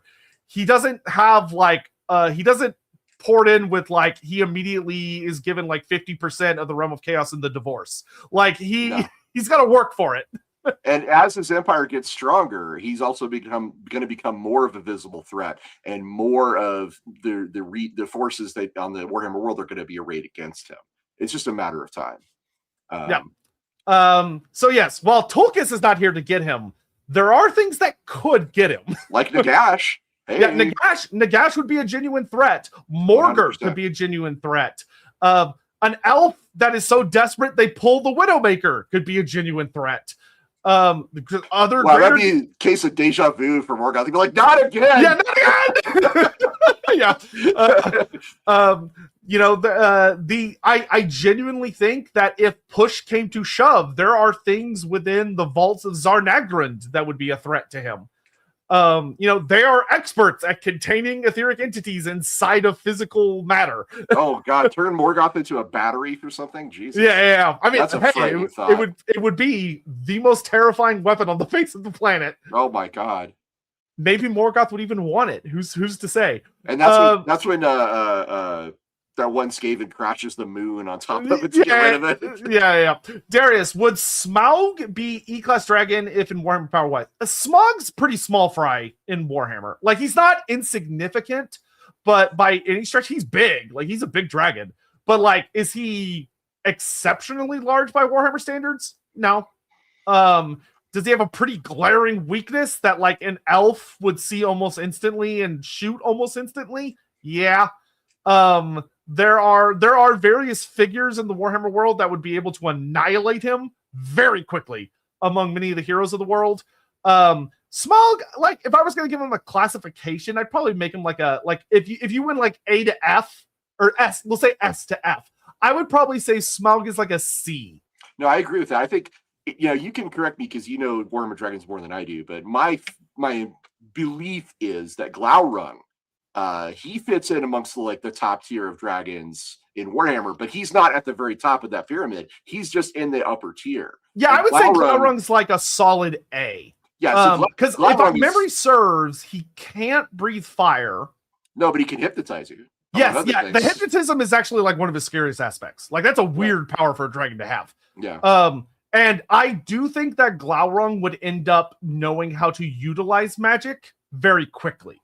I think Glaurung's one of those entities that would build up the capability to cast spells very fast. Yeah, he's basically a dragon-shaped Sauron. Like, he's very because he's incredibly clever. Like, Glaurung's like freaky levels of clever.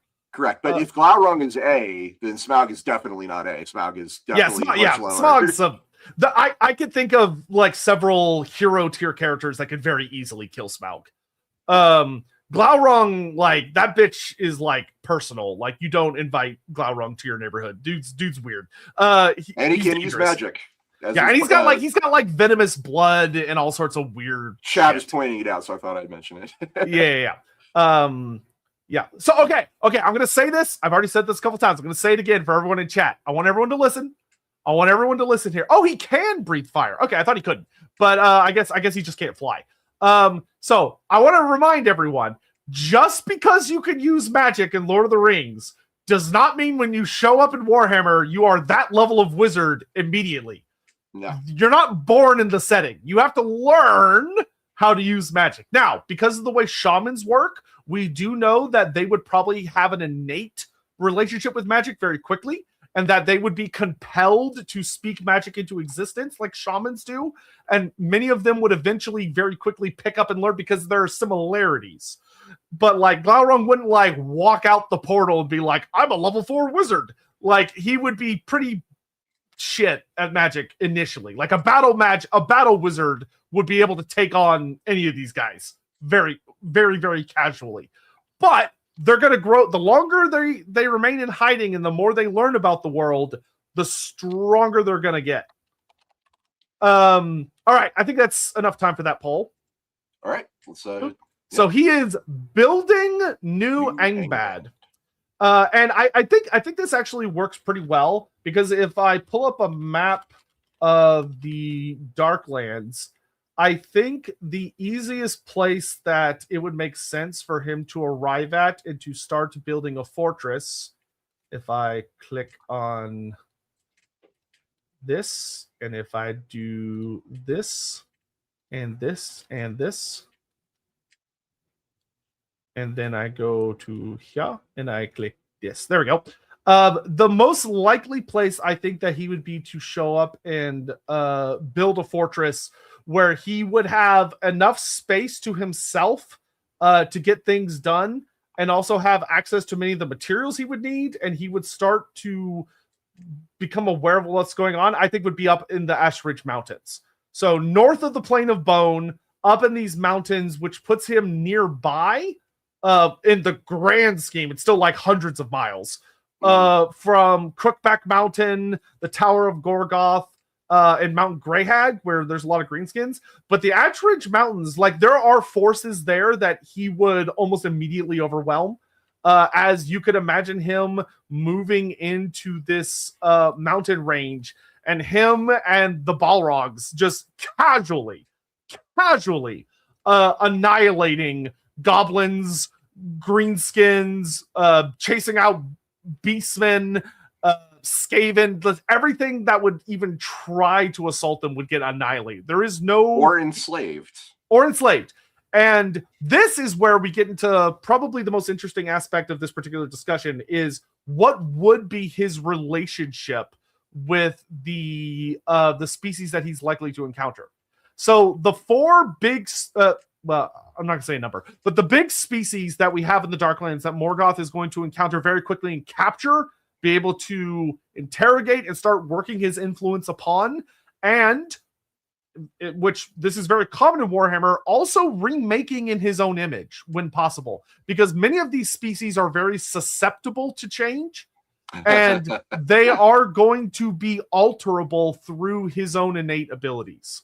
Or at least influenced, even if he can't, physically corrupt them. So we have greenskins. Mm-hmm. Greenskins are a very, very interesting situation, because on one hand, the greenskins of Warhammer Fantasy, by their basic nature, are incredibly unruly, chaotic little c, destructive hooligans that do not care for great acts of building and construction, but instead love to fight for fighting's sake, love to tear down and destroy for its own sake.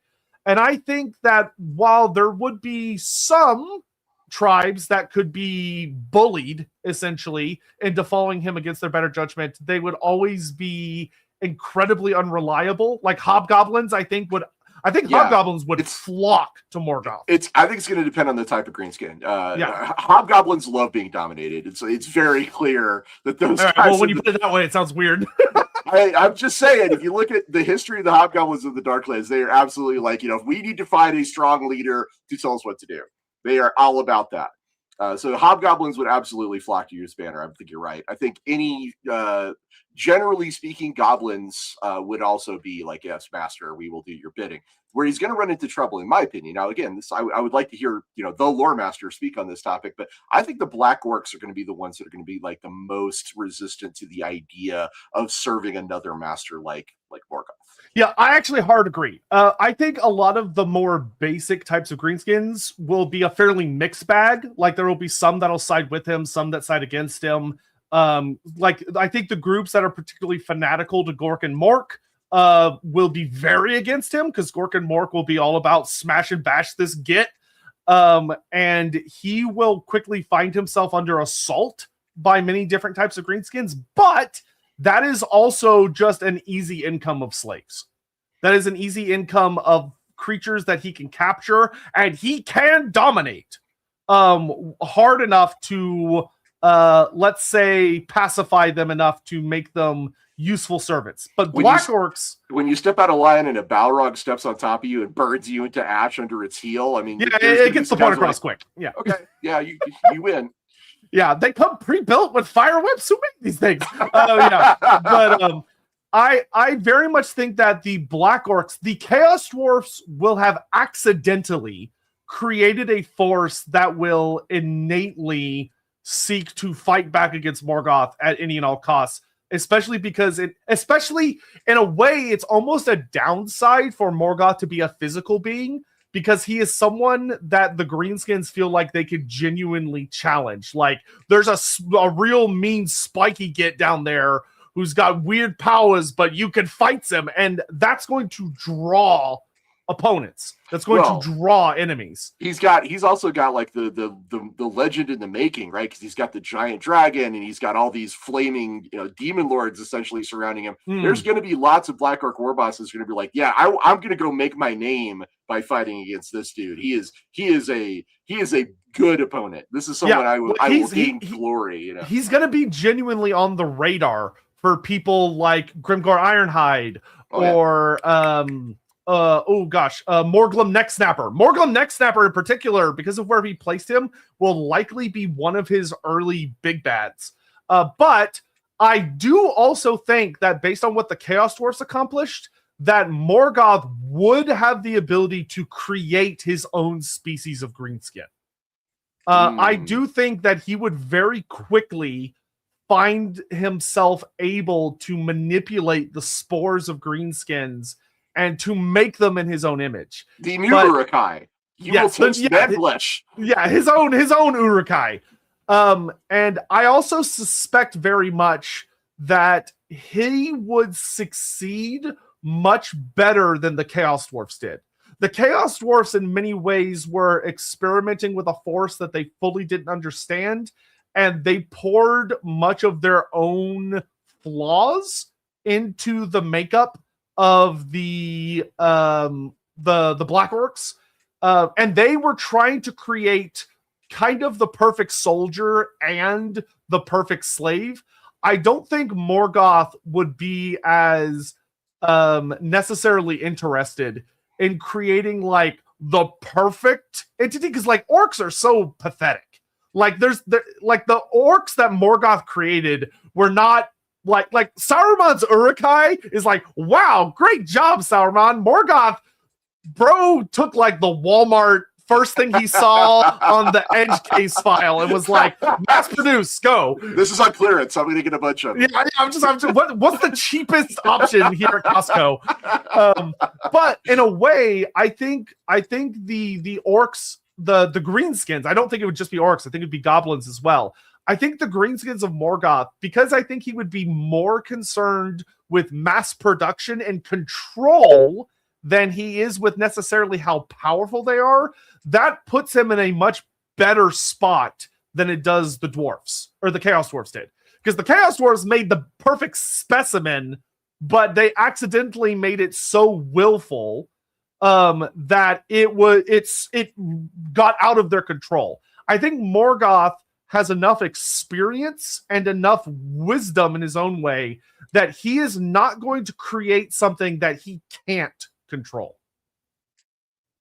And yeah, it's because someone in the chat, feel free to correct me if I'm wrong, or Ross, feel free to disagree with me, but I don't recall Morgoth ever being an entity who created something that was truly capable of turning against him. No, and of course this has a lot to do with his nature. Like, he doesn't want to have rivals. He wants to be supreme.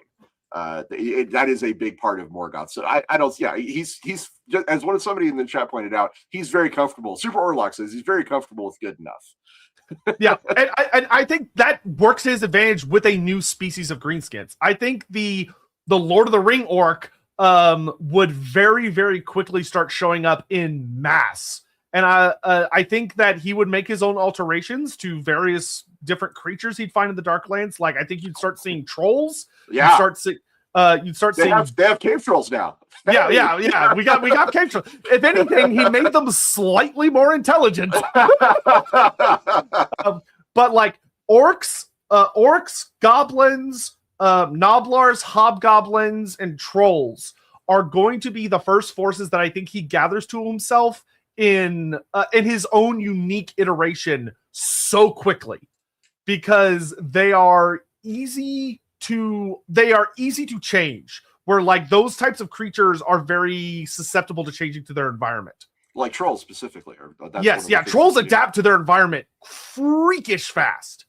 And I think he would be very happy with the trolls of the Warhammer world, because they regenerate like motherfuckers. Morgoth's like, oh boy, new toys. Yeah, these are they go out in sunlight, they don't turn to stone. What an improvement! Oh yeah, he'd be over the moon about that. He'd be like, this is so much better.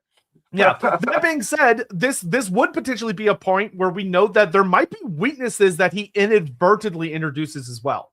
one of the things about Morgoth that I think we would translate into the Warhammer Fantasy world is that there are forces that seem to work against him naturally. Things like sunlight, or really like any kind of purifying force.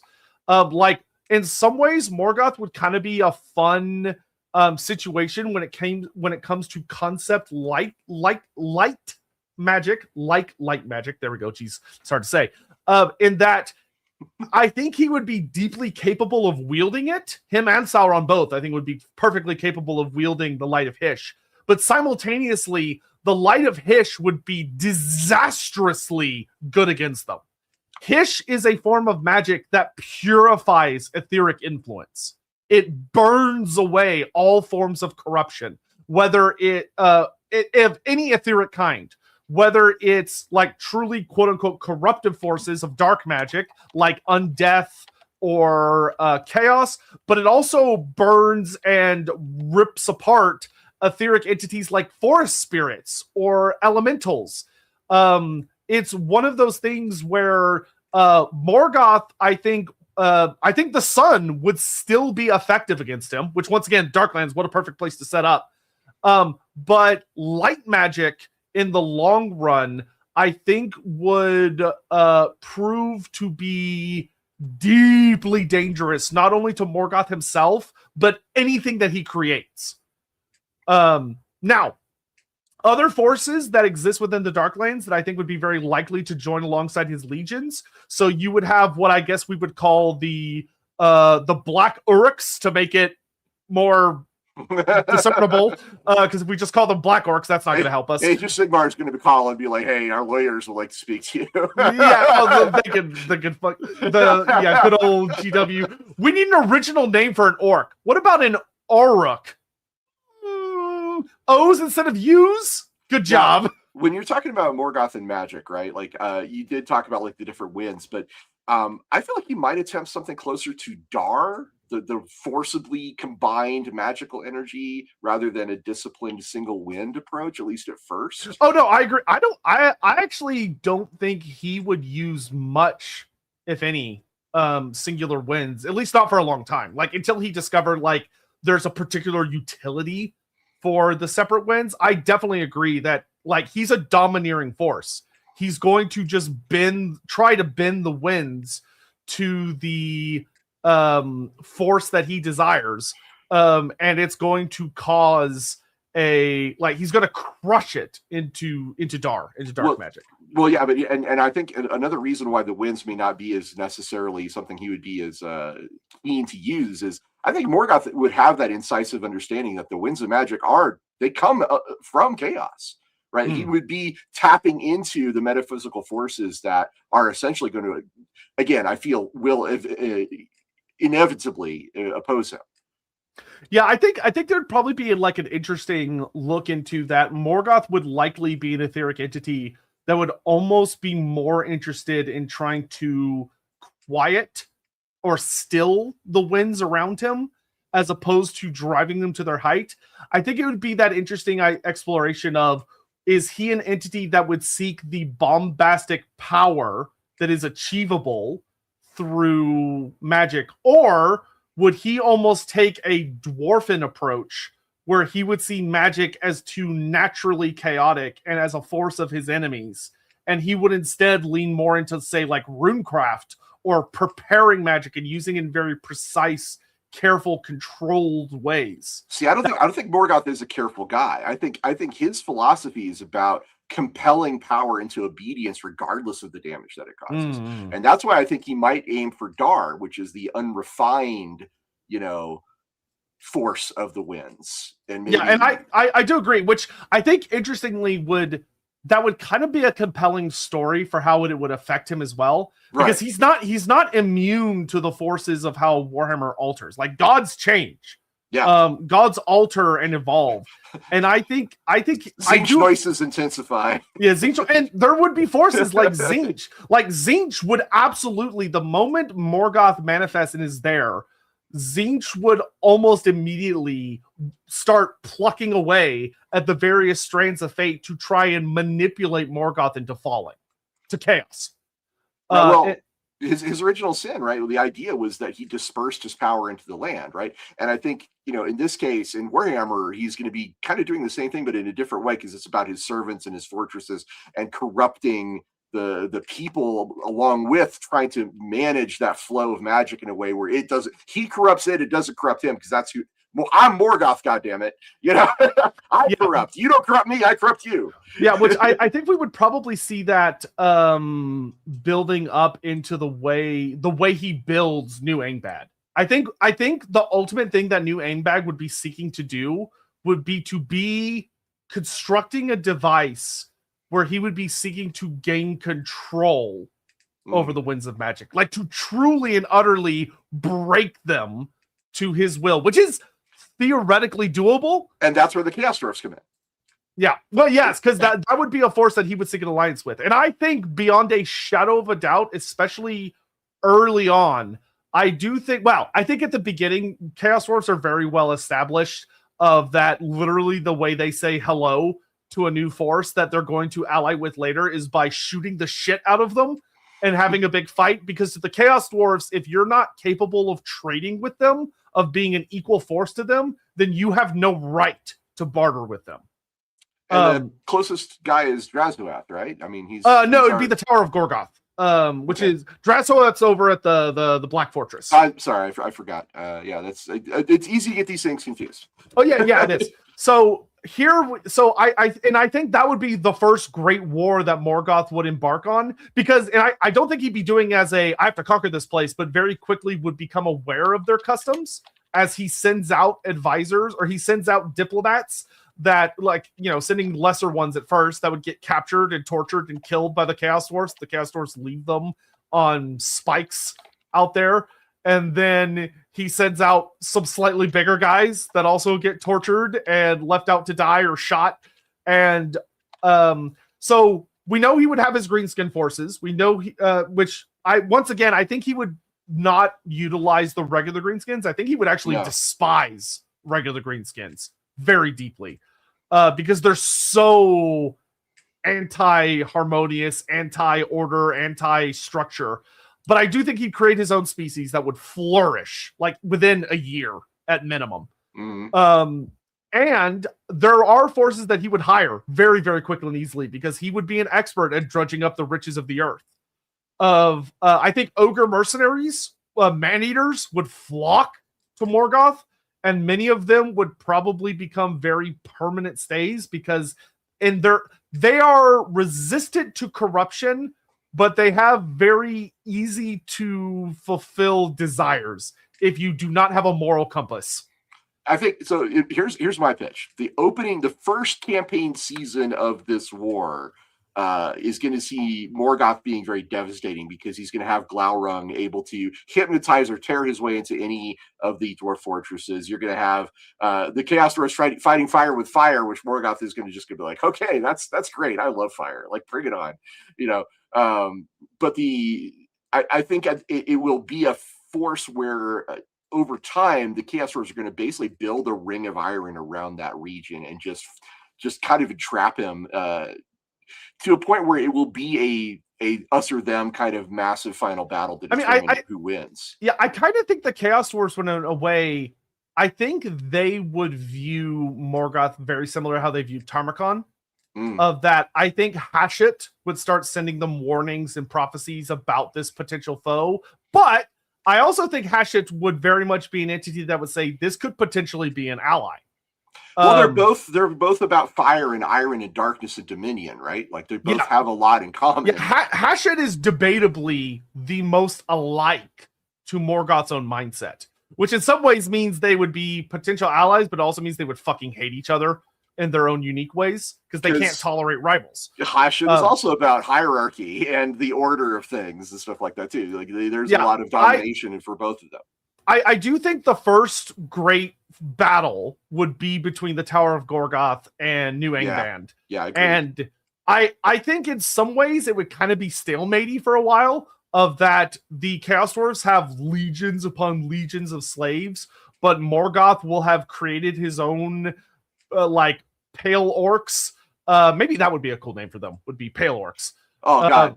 In my head, I can see it. Just hordes of pale orcs crashing against the sides of the Tower of Gorgoth. You got Balrogs fighting against the demon engines. You've got Galrung just like ripping through legions of Chaos Dwarfs, then getting tossed back by the bull centaurs and a lot of ways, all the artillery. Yeah, in a lot of ways, this is kind of the best force for Morgoth to fight. Because it's not the Black Fortress, which the Black Fortress is specifically designed as a military outpost. The Tower of Gorgoth is very, very, very capable militarily, but it's more intended as a mining operation, like a very powerful fortress outpost. And I think that Morgoth, I think that the Balrogs and Sauron would be devastating on the battlefield, but I do think in some ways they would meet forces that are akin to their equals in like the Great Kadai destroyers and some of the very powerful sorceries and like the great war machines firing at them. Hear me out. Sauron Sauron, I think, is actually the MVP for Morgoth's side. Because I don't think he'd be on the battlefield. I think he'd be infiltrating the slave networks. He'd be exploiting all the resentment of the hobgoblins. He'd be bargaining with greenskin tribes, tempting any of the ambitious sorcerers on Gorgoth's side. He'd be like talking to them, maybe spreading around false intelligence. The Chaos Dwarfs Empire is very brutal, but it's not socially unified. And I agree. And I think that's how Morgoth would effectively win, is that I very much agree that I think Sauron's whispers and the corrupting influence of Morgoth would not only lead to increased slave rebellions, because his own followers are genuinely loyal, even if it's more through fear and terror. Like, I don't recall there being any notable stories of great orc rebellions against Morgoth during the first age. There weren't. I will call this the War of the Black Forges. There you go. That sounds great. Yeah. And this building up to that, there would probably be a coup within the Tower of Gorgoth itself. There would be Chaos Dwarfs that are absolutely not above assassinating other Chaos Dwarfs in the hopes of furthering their own station. Plus, if you're the Chaos Dwarf that goes, hey, this Morgoth guy knows a lot of really interesting like powers and abilities and stuff, we could use this guy as an ally. Like, this is a force that we could side with and we could like expand our territory of the Darklands. Like, clearly he's got his own unique versions of construction and building grand fortresses. I also think that Morgoth, looking at Hatchet and seeing how similar they are, would actually see him as like the first real test of his power. If I can beat Hatchet, that means I can do what I want to do on this world. Right. I feel like that would be like the reason why he would want to put himself up against that and see, which of the two of us is stronger. Yeah, I very much think that the way the War of the Black Forges, which is great, would ultimately go is like the initial forays would be pretty even. Chaos Dwarfs would unleash a lot of their siege weaponry, which would annihilate a crazy amount of Morgoth's forces, but then Morgoth would unleash the Balrogs and Glaurung, who would be absolutely devastating. And the Tower of Gorgoth would have forces that are capable of contesting them, but I think would ultimately fail against them, especially because this would be a rather bizarre set of powerful creatures, because each Balrog is essentially a greater demon, all but in name, except for they're much more physical entities. And this would lead up to them being pushed back to the Tower of Gorgoth, where the Chaos Dwarfs would lock down all the hatches and be pretty much unassailable. But once again, this is where Sauron comes ultimately in clutch, of that the siege of the Tower of Gorgoth would ultimately lead, I think, to Sauron basically manipulating the Chaos Dwarfs, that they either assassinate the sorcerer prophets that are not willing to get with the program, and at the very least, until they're willing to come to the negotiation table. Well, in my headcanon, it doesn't go all of Morgoth's way, and I honestly think Sauron would overstep. I'm pretty sure that at some point, some of the more cunning sorcerer lords of the Dawizar would be like, okay, we have a problem here, and it is an ethereal spirit, and we know how to deal with those things. And I think what would probably happen is that Sauron would get enough done to tip the balance and make it a victory for Morgoth, but Morgoth would probably have to tear into the Tower of Gothmog and pull Sauron out of the vault in which he was trapped at some point, because I just don't see it being a perfect victory. Like I think there would be some setbacks along the way, and Sauron is just that kind of guy who would, he would just go a little too far. You know what I mean? I can definitely see that. I can see the Tower of Gorgoth being one of the interesting places where you would get to see the forces that exist within Warhammer Fantasy being able to strike back in interesting ways of that, especially if Sauron attempts to infiltrate the tower, and that ultimately he does. Also, are you able to mute your... Yeah, I'm doing that right now. Yeah, sorry. Yeah, you're all good. Being able to infiltrate the tower successfully initially, but there would be things that would give him away of that, especially if he is a magical... He is essentially a wizard, an etheric entity in and of himself. You would have... There are forces among the Chaos Dwarfs that would be capable of detecting him. And him potentially being captured and tortured would make for an interesting step, because that's not necessarily the worst thing for Sauron, as it does give him the chance to go for information. We know from Sauron's own story that he's actually pretty good at being captured as a prisoner and still manipulating the people he gets captured by.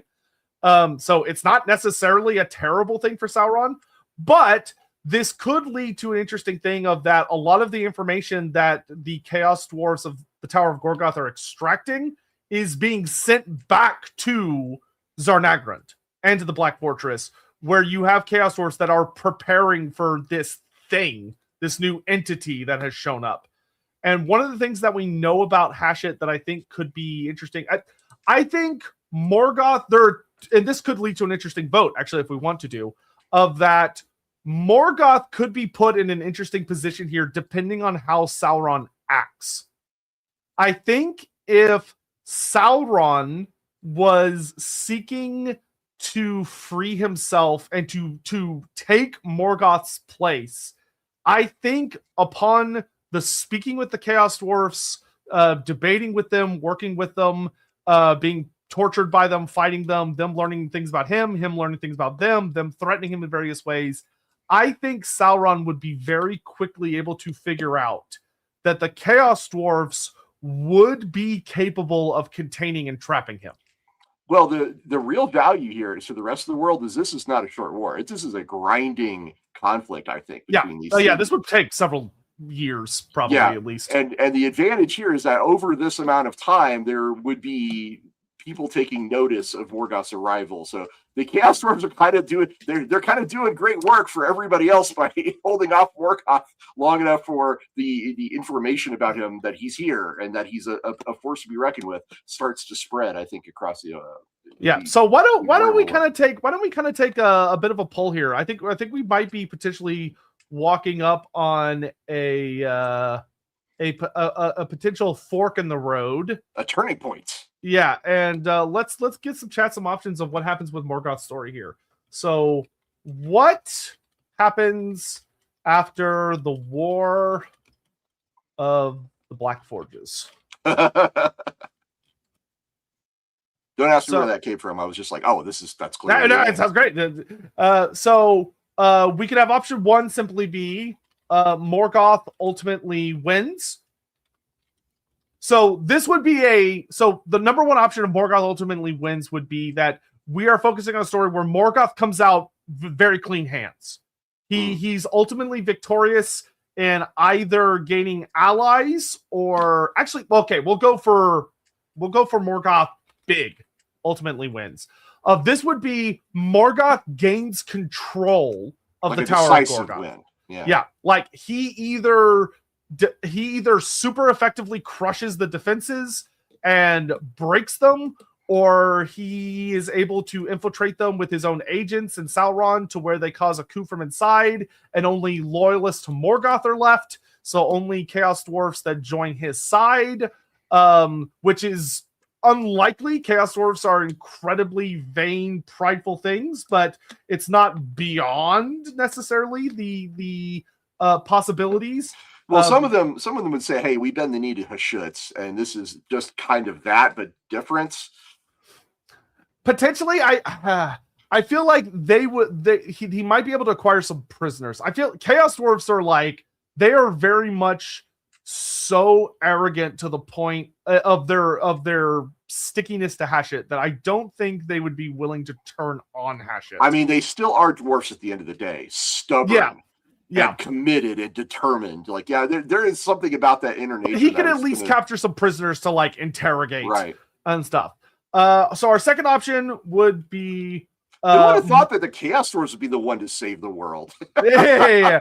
So we have Morgoth wins, but with Morgoth wins, but there are some issues in that either maybe the Tower of Gorgoth proves like it's so sealed up tight and it has so many great defenses that it's able to just keep him at bay long enough that he's forced to basically come to the bargaining table. And they perhaps are able to work out a pseudo alliance similar to how Tamarkan handled the Black Fortress, where after they fought for a while, they were willing to come to the table. Because admittedly, I do think like Sauron acting as ambassador, Sauron would do very, very, very well at negotiating with the Chaos Dwarfs. He's a strategic weapon in a lot of ways. But this would still mean that the Chaos Dwarfs are still kind of operating under their own system, and that there are forces that are now keenly aware of him that are going to be trying to look for ways to defeat him in the long run. The third option, I think, could be Morgoth barely wins. And the fourth one is he loses. Yeah. And I think for barely wins, this would be that Morgoth is ultimately able to end the situation in a positive way, but there's an extreme cost. Like one of the Balrogs is killed, or significant amounts of information about him and his nature and Sauron is sent back to Tsar Nagarund and to the Black Fortress, and they are able to start making their own notable preparations on how to deal with him when and if he arrives. And then the final option would be Morgoth loses. So in a Morgoth loses scenario, one of the things you have to keep in mind when we're talking about Morgoth in here is that Morgoth is not going to be able to bring his full power to bear within the Warhammer Fantasy world. Because he's following Warhammer's rules. Yeah, because he is a entity within the Warhammer Fantasy universe. That means that as a god, he has a significant amount of power and influence, but much of his power is contained within the ether. And he can't just manifest all of himself in. Because if he did that, he would be violating the laws of Azurian, which would result in other gods literally manifesting into reality, and reality just breaks. And he basically just causes the apocalypse and nobody wins. Right. It'd be a very short episode if we went that route. Yeah. And debatably, because the Chaos Gods likely wouldn't care if the world ended, it's physically impossible to do. Because otherwise the Chaos Gods would have done it. But he's able to manifest enough of himself that he does have a physical form. It is able to show up on the battlefield, and he's basically a greater demon on steroids. You know, he is swinging his weapon, and 20 people get obliterated every time he swings. Magic's being cast at him, and he is grounding it into the earth that he is corrupting with his own essence. He is the earth that he walks upon. Like, he is profoundly difficult to deal with. However, there are forces, even within the Tower of Gorgoth, that are designed to oppose such entities. If he gets shot in the face with a fucking, like, Dreadquake mortar round, it's probably going to hurt him a little bit. If the greatest, mightiest sorcerer prophet within the fortress, mounted upon a great and mighty Baeltaurus, comes shrieking down from the skies holding a weapon that's a bloodthirster imbued into a grenade and chucks it at his face, it might have serious consequences. Oh, I love Warhammer so much right now. Yeah. God. There are issues that can manifest against him. There are things that could theoretically hurt him. Now, the odds that the Chaos Dwarfs in this case would find and prepare a weapon that they could successfully deliver across a very chaotic battlefield to deliver to Morgoth enough to hurt him is not very big, but it's not impossible. Yeah. And Morgoth's going to learn a lot of lessons from this conflict. He's actually probably going to have some initial setbacks from the fact that battle magic is something he's not used to. He's probably going to be like, whoa, they have magic items that can affect reality and time and do really bizarre stuff like have a bloodthirster bound into a grenade. Yeah, so he's gonna learn a lot about this new place. This the poll is up now. I will note that realistically, him big ultimately win would probably be unlikely because this is going to be his first big war within the Warhammer Fantasy verse.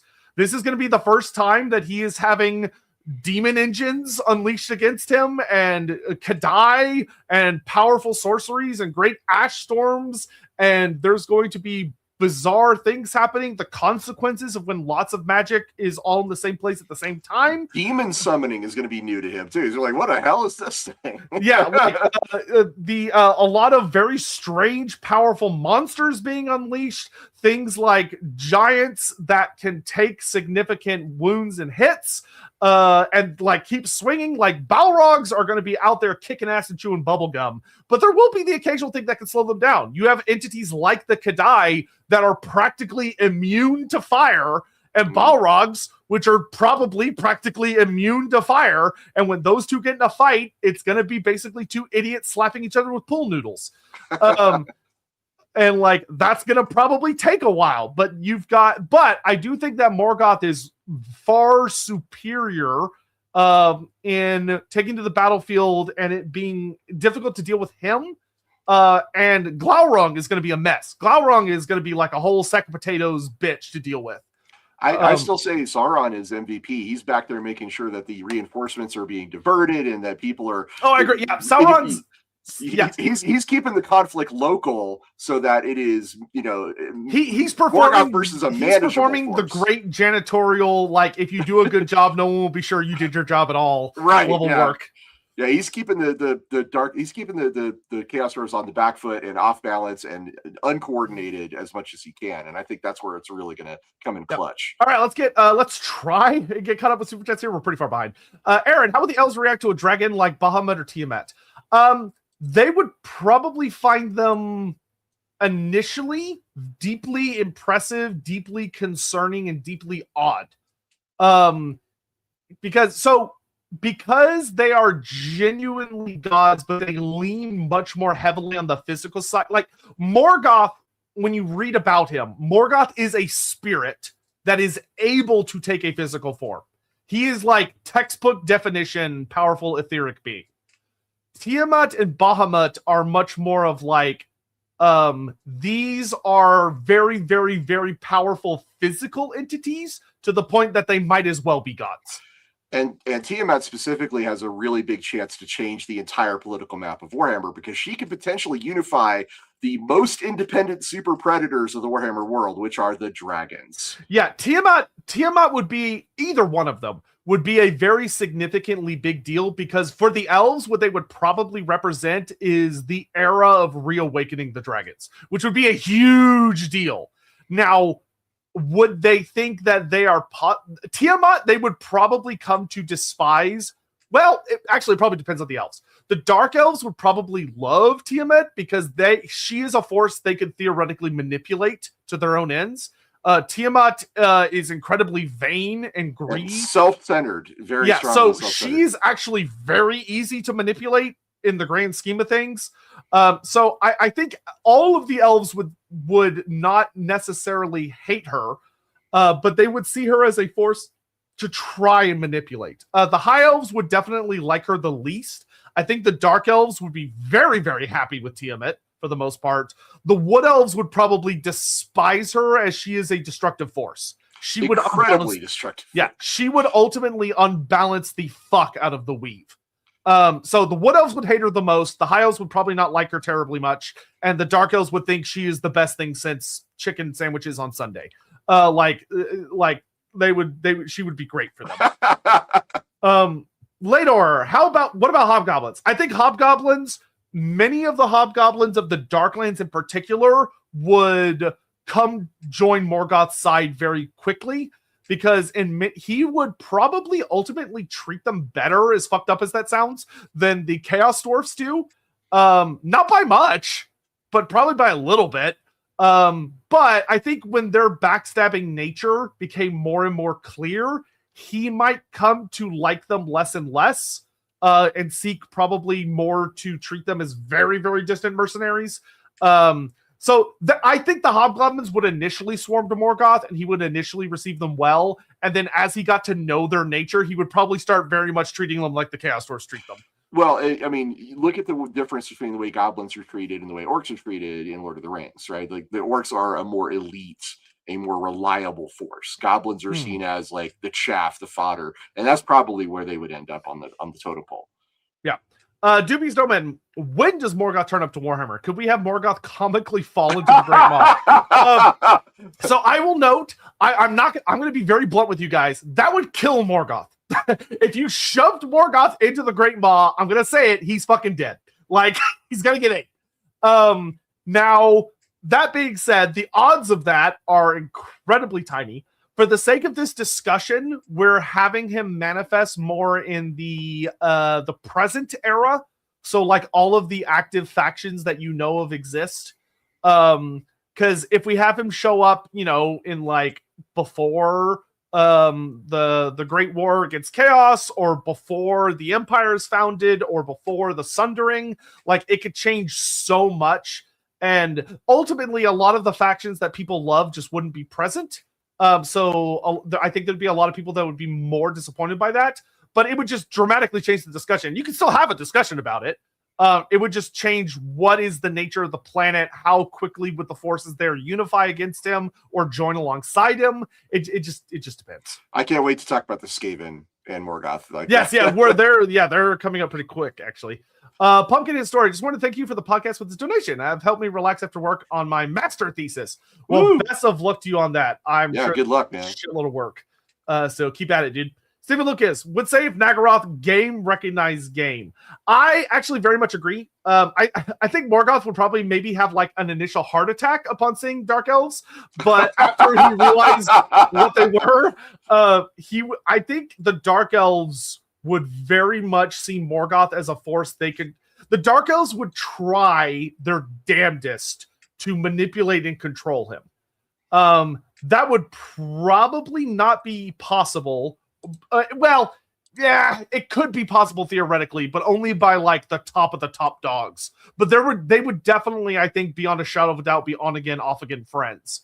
And I do think there are some Dark Elves that would just full up join his side. Marathi would absolutely shoot her shot, I think, in my opinion. Oh yeah, I think Marathi would be a difficult opponent for Morgoth. Facing him on honestly, I think Morgoth would probably kind of struggle with the major spy network games, because that's not really something he has much in the way of experience with. I think Sauron would have an easier time with that than Morgoth would. Right, but I think Marathi would recognize the potential and be like, I want some of that. Yeah, now, I will say, I think Sauron and Marathi in the same room would be fucking hilarious. Oh, shit. I think that would be much more game recognizes game than Morgoth and Marathi would. Devil's Rebellion, I do wonder how the winds will interplay with the Songs of Power. Songs in Middle-earth do have weight to them. I think the songs would retain significant strength. I think the Songs of Power would probably be the most powerful thing that you would see Morgoth and Sauron wielding. As they are using magic and going into battle. I think there's the Songs of Power interacts deeply, deeply well with the Winds of Magic, because singing and magic in Warhammer Fantasy is a very strong established trope. It is very difficult, but Morgoth is a being capable who participated in singing creation into existence. That is where he would excel. Like, that would be his game. And that would be a great counter to a lot of the big wizardry being thrown his direction from a lot of the great sorcerers on the Chaos Dwarf side and throughout the old world. Yeah, I think one of the most powerful images I have in my head would be like the Chaos Dwarfs unleashing absolute hell with incredible amounts of sorcery, like calling down like the ash winds and the great fires of Hashut, and seeing Morgoth in his black armor striding across the battlefield towards them, and he just lifts his voice in song, and the winds of magic being horrifically disrupted by his song and like bending and changing to his song, which is causing making it incredibly difficult for the Chaos Sorcerer or the Chaos Dwarf sorcerers to maintain the control of their spells, which could lead to them miscasting or could lead to just the magic slipping free of their control. Some of them would be gifted or powerful enough to continue fighting against him regardless, but he would be a difficult opponent on the battlefield because of his songs. Okay, deep cut, but this kind of reminds me of like Min-May versus the Zentradi in Robotech. Like this would be a moment where the song. Man, you just said so many words that I have no reference for. All right, it's from Robotech, which is way, probably before your time, but probably it was weaponizing song against a force that had no comprehension of what the power of song even could be, and that's the correlation I'm drawing here. Sure. We've talked about how stubborn and determined like dwarfs are, but I think even they would be discomforted and distracted at the very least. Like that's the baseline by a song of domination being sung by Sauron or Morgoth. Like that would get in their head in a way that nothing else in the Warhammer world maybe could. I'm not saying it would sway them because they are still dwarves, but it would certainly change their focus. I agree, and I think it's one of those things that would, interestingly enough, not because of the truth of it, but just because of the way things happen to lay where they do. This would be another one of those interesting instances where the greatest threat to Morgoth would still most likely be the most common threat would be elves and light wizards. Because don't forget Morgoth is his own worst enemy too. Yes, and himself. Because those are the forces that would ultimately exist, that would be the most gifted at using song magic back against them. And like have a better understanding of what it is that Sauron and Morgoth are doing. Exactly. Precisely. This is the kind of warfare that Chaos Dwarfs have never experienced. Yeah, the Chaos Dwarfs would not be having a fun time. Megalodon, Sauron and Morgoth can shapeshift at this point. Yes, shapeshifting would be within their power system, which is it's a useful ability. It's almost kind of more of a gimmick in the grand scheme of things, but it can't be useful at certain points. Darius Rose, also Scatha the Worm. I don't know who that is at the top of my head. Oh, is that Lord of the Rings? God, it's probably one of those critters I didn't research.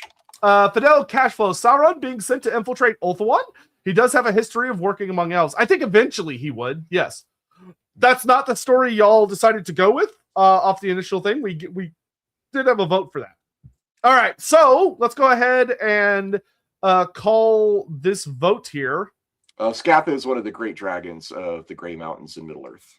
Okay, we're not dealing with that too many dragons because ultimately, and this is I'll say this here as we get to the end of this. So we have Morgoth wins, but so which is a reasonable. I would have gone with 3 personally, like that was my choice, but 2 is very reasonable. Yeah, I think personally I also would have gone with 3, just because I think that we're still early enough in Morgoth's arrival in the world, even after the building of Angband. And as you pointed out, he has to learn all this shit, right? He's still a newbie to Warhammer. Yeah, but we follow the people's will. That's right. So what we see here is that Morgoth wins, though there is a small cost. So the most realistic thing would be that he lays siege to the Tower of Gorgoth, and in true Chaos Dwarf faction, the Chaos Dwarves have been impressed enough by his power and also wish for him to stop attacking them so they can get back to work, because now they're failing to meet their quotas to Zarnagrand, and the Council of Zarnagrand is going to be pissed that they need this war to come to an end. And so they are more than willing to come to the negotiation tables and see if they can work something out with this new powerful force that arrived that sort of reminds them of Chaos, but there's something off about it. There's something wrong about it in a different way, but in a way that's almost kind of like Hashut.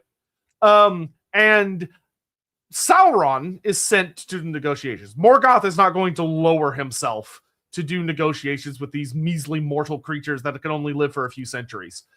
And the negotiations ultimately would go incredibly well.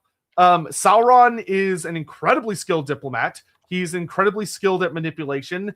And the Chaos Dwarfs, they live and thrive off the idea of making diplomacy as difficult and insufferable as possible. But Sauron is a force that is able to take and deal with that with grace.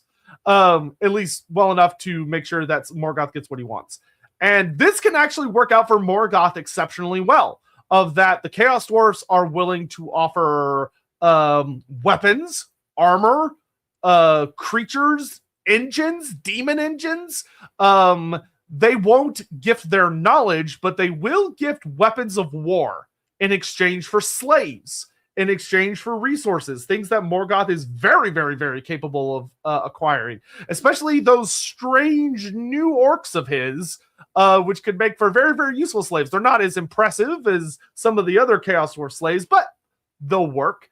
And this also, for anyone that wants it to go this way, which could come up in a vote a little later, this could be one of those opportunities where Sauron's able to learn enough that if he was theoretically interested in turning against Morgoth, where the Chaos Dwarfs offer their own backhanded and barbed offerings of being willing to make weapons for Sauron and Morgoth, and maybe even teach them how to make their demon weapons in exchange for their own secrets, in exchange for learning how to bind their power, which we know what Sauron does with the ring. We know what Sauron is an expert at creating these types of artifacts.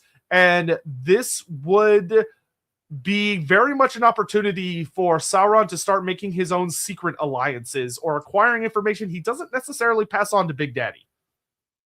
Yeah, and I think the one thing that the major cost here for Morgoth this time, yes. this is going to be the War of the Black Forges would be a grinding thing that would, as I said, I think the ultimate end is that he's awareness of him has grown.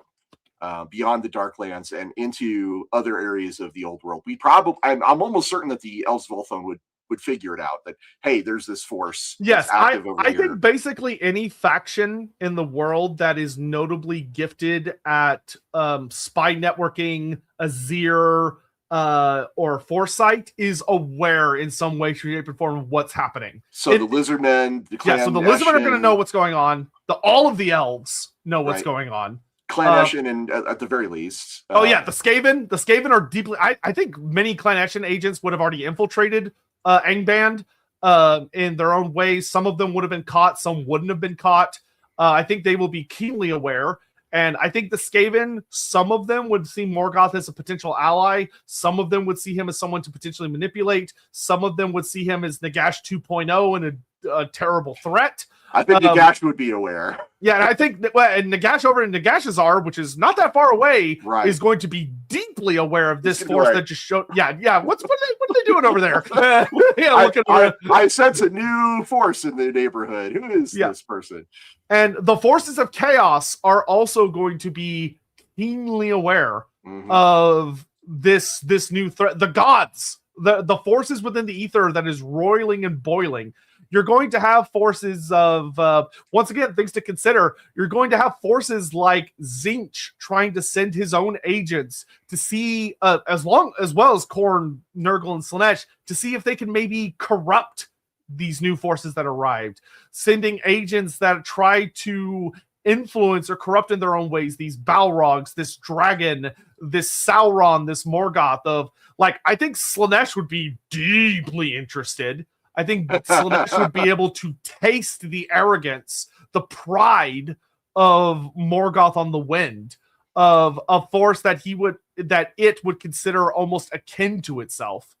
You would have Zinch trying to whisper into the dreams of Sauron about how he could totally take Morgoth's place. Doesn't he deserve to be more powerful, to be greater? Now, it could be that Sauron is completely and utterly loyal. That's more for y'all to decide than for us to decide. It seems, from my reading, it seems like Sauron would be loyal as long as Morgoth is alive. But once Morgoth is out of the picture, I think Sauron would be like, now I am in charge. He's the Starscream to the Megatron for another deep cut for men of a certain age. He's loyal to a point. Yeah, there you go. But here's my question for you, Ryan. Yes. We've talked about who would oppose him, the Chaos Force and the War of the Black Forges. Who would jump to join him in terms of faction wide? And we talked about some of them. We talked about like the Dark Elves would be interested, the Skaven would be interested, but who do you think would be the first one to come up and be like, we are now on the same side, we are allies? Yeah, so I think the first force that would show up almost immediately, and I think genuinely like really fucking fast and would sign up, would be the ogres. I think there would be great swaths of tribes from the ogre kingdoms that would march out when they hear about like the glorious riches and the extreme power and influence that this new entity, this new force wields at this great fortress.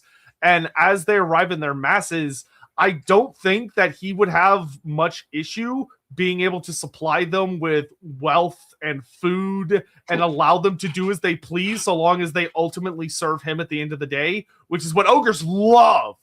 Like, I don't think he would attempt to reel in their gluttony or their greed. I think he would, if anything, just be like, go for it. I think they would be the first that would come to him as like, hey, we want to join up. I do think there are mercenary forces that would also arrive to seek out this force, especially with like forces like Sauron going out and speaking to people. I think there are many mercenary bands of humans that would arrive. Beastmen are tricky. Yeah, I think this is like a some but not all kind of situation. Yeah, Beastmen at the end of the day are a force that their souls, their very nature belongs to chaos. And they hate civilization in all of its forms. Those who seek to build are the ultimate enemies of the Beastmen. They want to return to a primal age of chaos and hunting and the great forests devouring the world. And Morgoth is a direct opponent of that. That's a good point. I hadn't thought of it that way, but you're right. I think maybe the Beastmen would be like a to the death opponents in that case. Yeah, I do think that Morgoth would be capable of capturing and bending Beastmen to his will. I think it would not at all be that strange for there to be tales of Beastmen from across the world that would strike out at him, and he captures many of them, and then his influence takes root deep within them, and they serve him.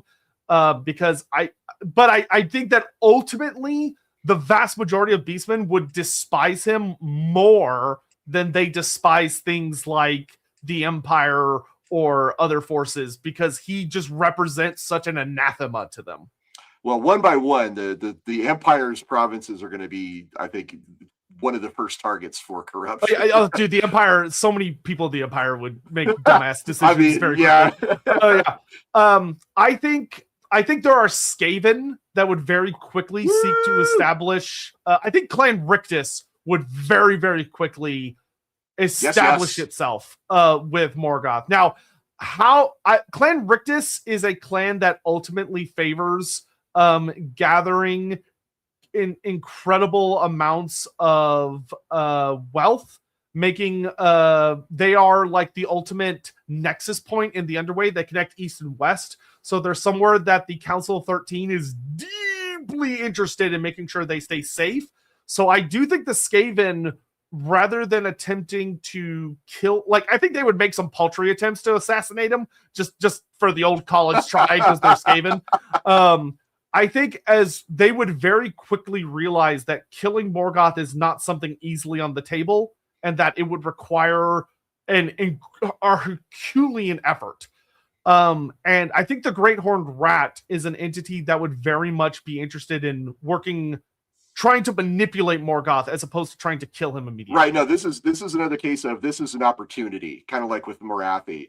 And the Horned Rat, I'm not saying the Horned Rat would try to seduce Morgoth, but I'm saying he would definitely be like making some offers. Yeah, and that's I think the dark ships, the Corsair vessels of the Dark Elves would arrive incredibly soon.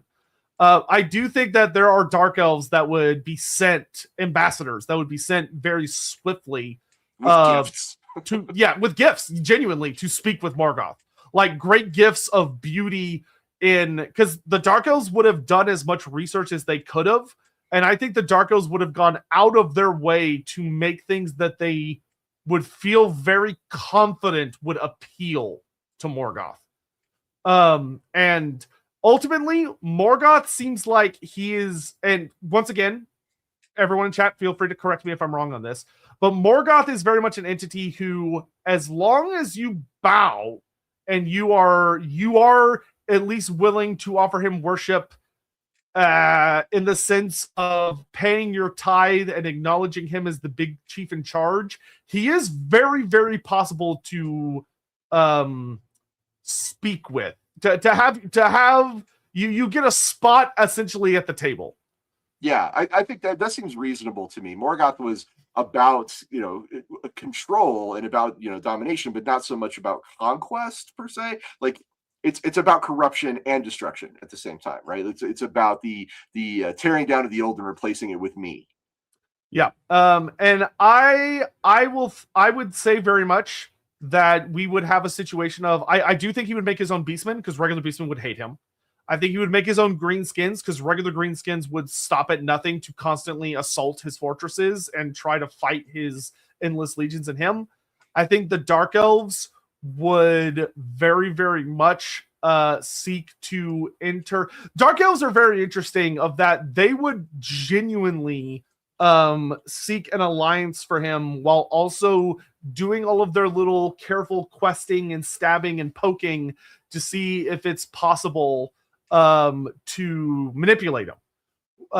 Which if Morgoth is capable of being swayed, if he's capable of being seduced, I do not know if he is, then honestly, Morathi would probably be very successful with Morgoth. Of like if he has any form of lust whatsoever, she's going to push his buttons. She's going to. Like she is a seductress that has thousands upon thousands upon thousands of years of practice with entities both physical and ethereal. And game. Yeah, she does game. And if she would do her research, she would show up with gems made of like glorious starlight and made from the captured essence of the sun, or the very like a fucking constellation stuffed into a box. Like she would show up with shinies. I think the biggest. I heard you like gems. Yeah. I hear you like crowns. It turns out we're pretty good at those. Yeah. I think if anything, honestly, I didn't think about this till just now. One of the greatest threats that Morgoth might well represent is that Morgoth might stand as a potential way that we would genuinely see an alliance. Granted, it is a deeply unsteady, full of backstabbers constantly trying to kill each other alliance, but he might essentially end up becoming the core of a new alliance of Dark Elves, Chaos Dwarfs, and Skaven. Now, I think though the wild card in this is, well, we talked about how Chaos is like ultimately going to oppose him, right? But yeah, I think the wild card is actually going to be the undead. It's going to be Nagash. It's going to be the Tomb Kings. It's going to be the Vampire Counts. I think Nagash would fucking hate him. Right, that rivalry, like instant rivalry. Yeah, I think like Nagashazar would probably be the most hostile place to him in that part of the world, and would be very, very dangerous. I could see that being a place where like Sauron tries to infiltrate, and like as he starts to go in there, he's like, "Oh fuck, okay, there is some like nasty shit here. I'm out of here."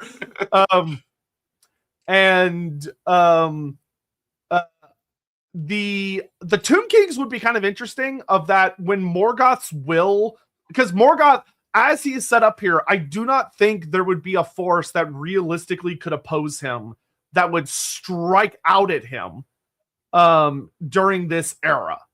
Like I think he very much would, like the only force that I could see that would have a realistic attempt at destroying him would be if Zarnagron emptied itself to go after him, but that's not how Zarnagron operates. They are a very turtley group. They turtle up, and they'd rather deal with him through like or a Wa, like a Wa as well. But a Wa would take time. It takes time to build up a threat against that. And there would be absolutely forces moving against him. I think you would have vampire counts and dark elves manipulating forces like the Greenskins against him. Neferata would be sending her agents to try and infiltrate Angband to try and get close to Morgoth. I don't think they would very much succeed. Morgoth seems like he's fairly good at sensing duplicity. But there would be vampires that would get nearer his court, at least. And the thing about Morgoth is the bigger he gets and the more of a kingdom he has, the more vulnerable he's going to become. Exactly. This is how he was defeated the first time, is he spread his power out too thin. And yeah, because ultimately, I do think that in an attempt to make the world his, especially with the nature of the gods as he would come to more and more understand them, I do think that Morgoth would start to pour his essence into Malice or the Warhammer world. And overreach. He's a king of like, I reach for the thing that I absolutely cannot get. Yeah. Right? So this is I think that kind of gives us our next kind of fun big pull here of so Morgoth, the biggest thing is the paths that we have chosen, chatting with you all. Morgoth has done a very, very good job ingratiating himself. Like, he has put down very powerful roots. He is a force within the Warhammer world, one that any army on the earth would struggle to rip out.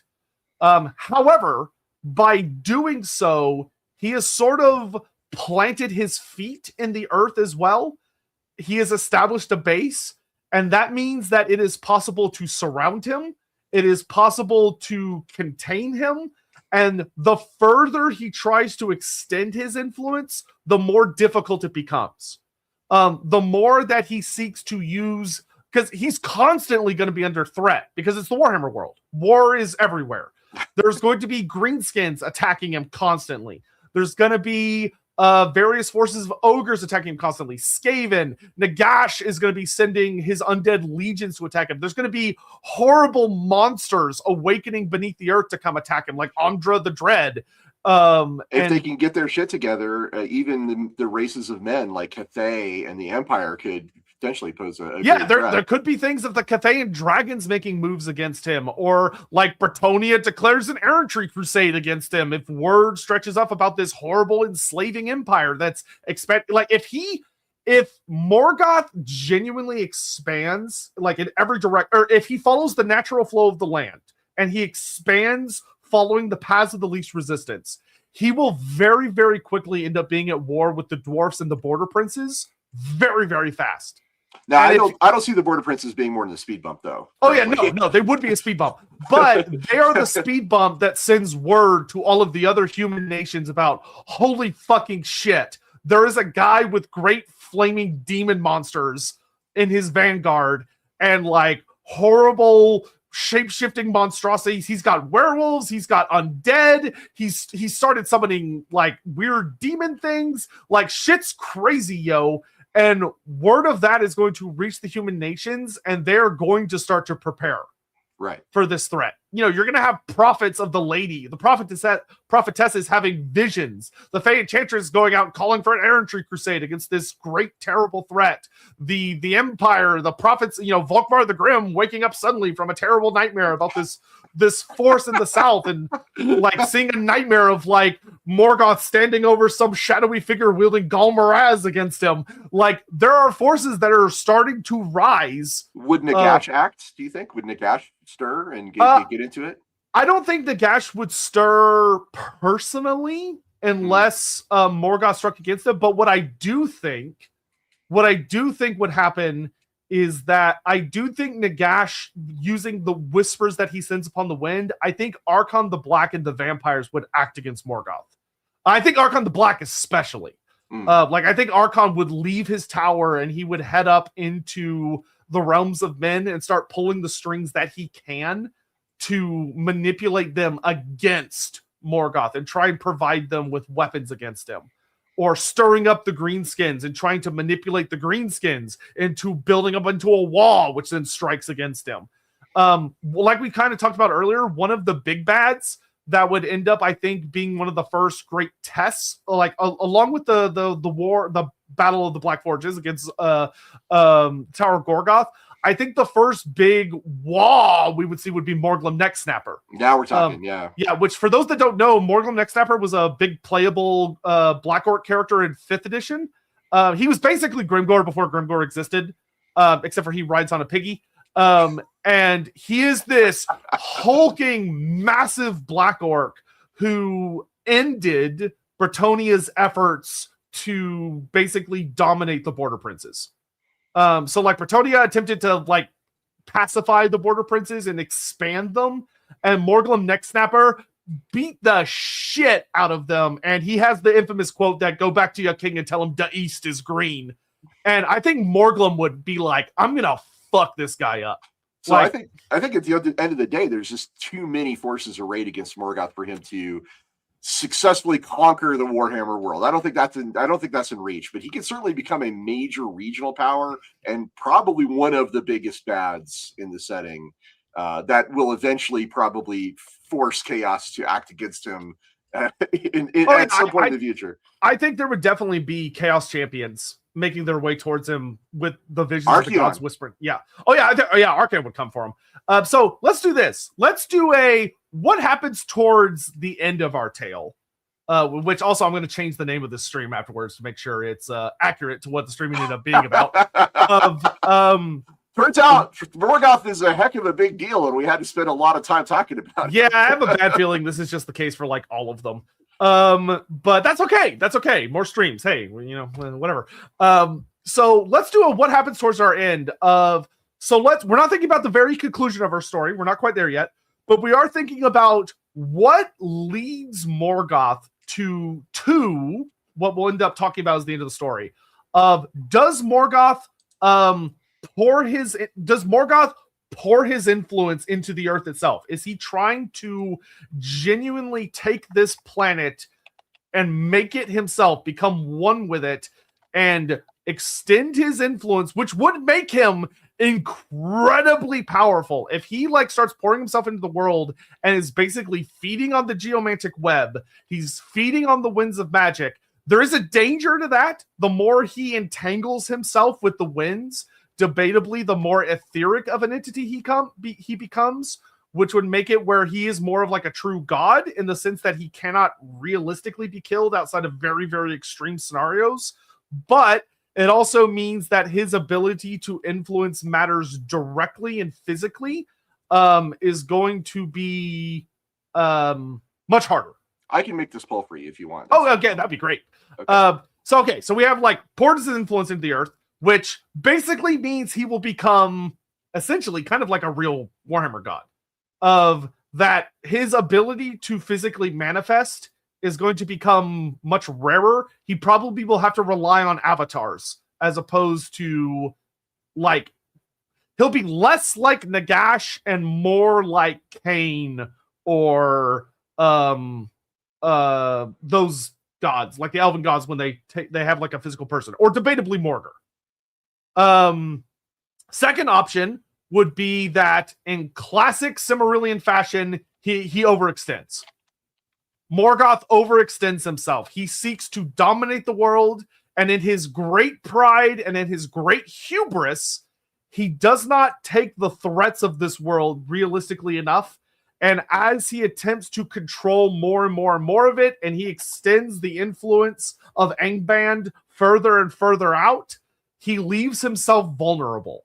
And whether that's he's sending the Balrogs and his other great lieutenants and champions too far from him, and his home, like the fortress of Vorag or Morkheim, gets overwhelmed by a Waaagh that ends up bringing him down, or it leaves him vulnerable enough that the Skaven or the Dark Elves or the Chaos Dwarfs are able to pull off an assassination plot, or the forces of good in the world unite and strike at him from, the conclave of light from the dumbass Storm of Chaos get together and they kick his ass in. A last alliance of elves and men. Yeah, a last alliance. Yeah.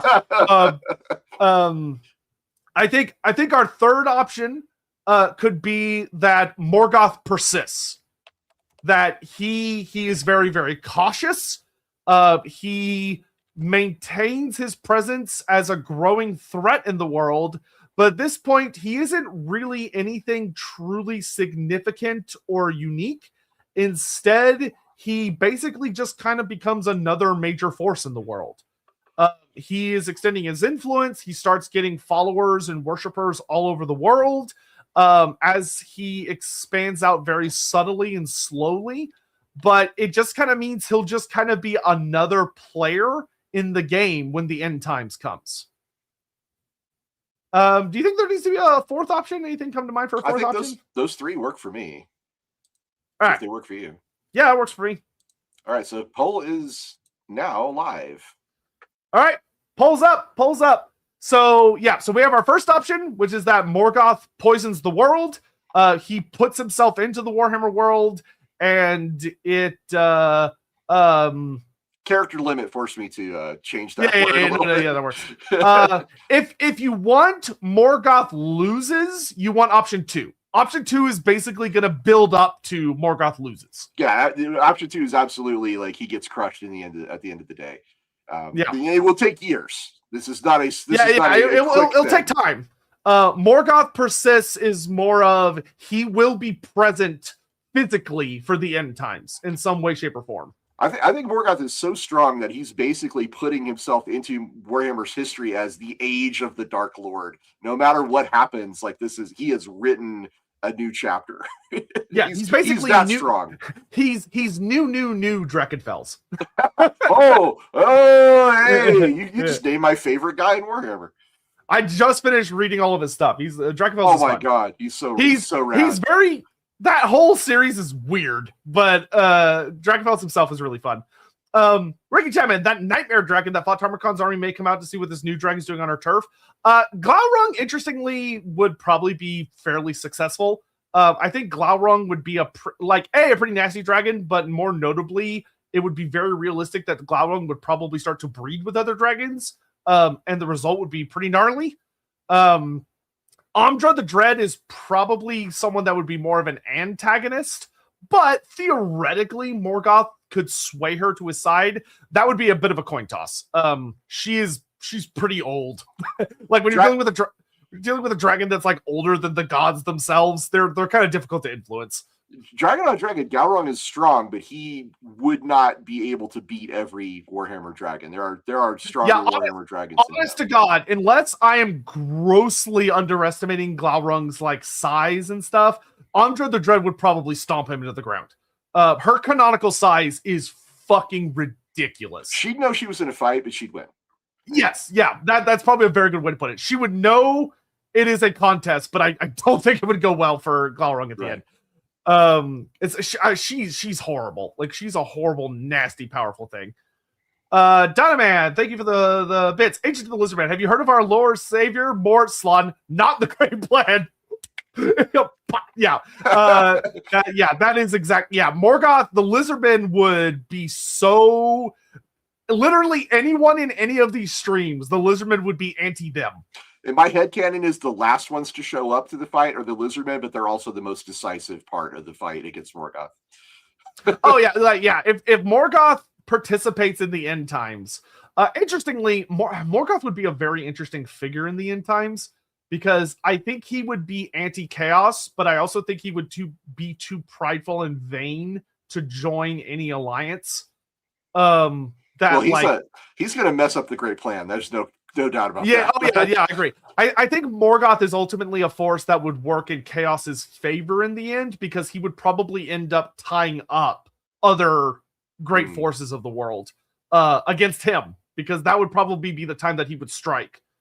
Because ironically, the end times was also when Chaos canonically ends up being its most vulnerable because it kind of goes all out, which leaves it in a bit of a potential danger zone under the right set of circumstances.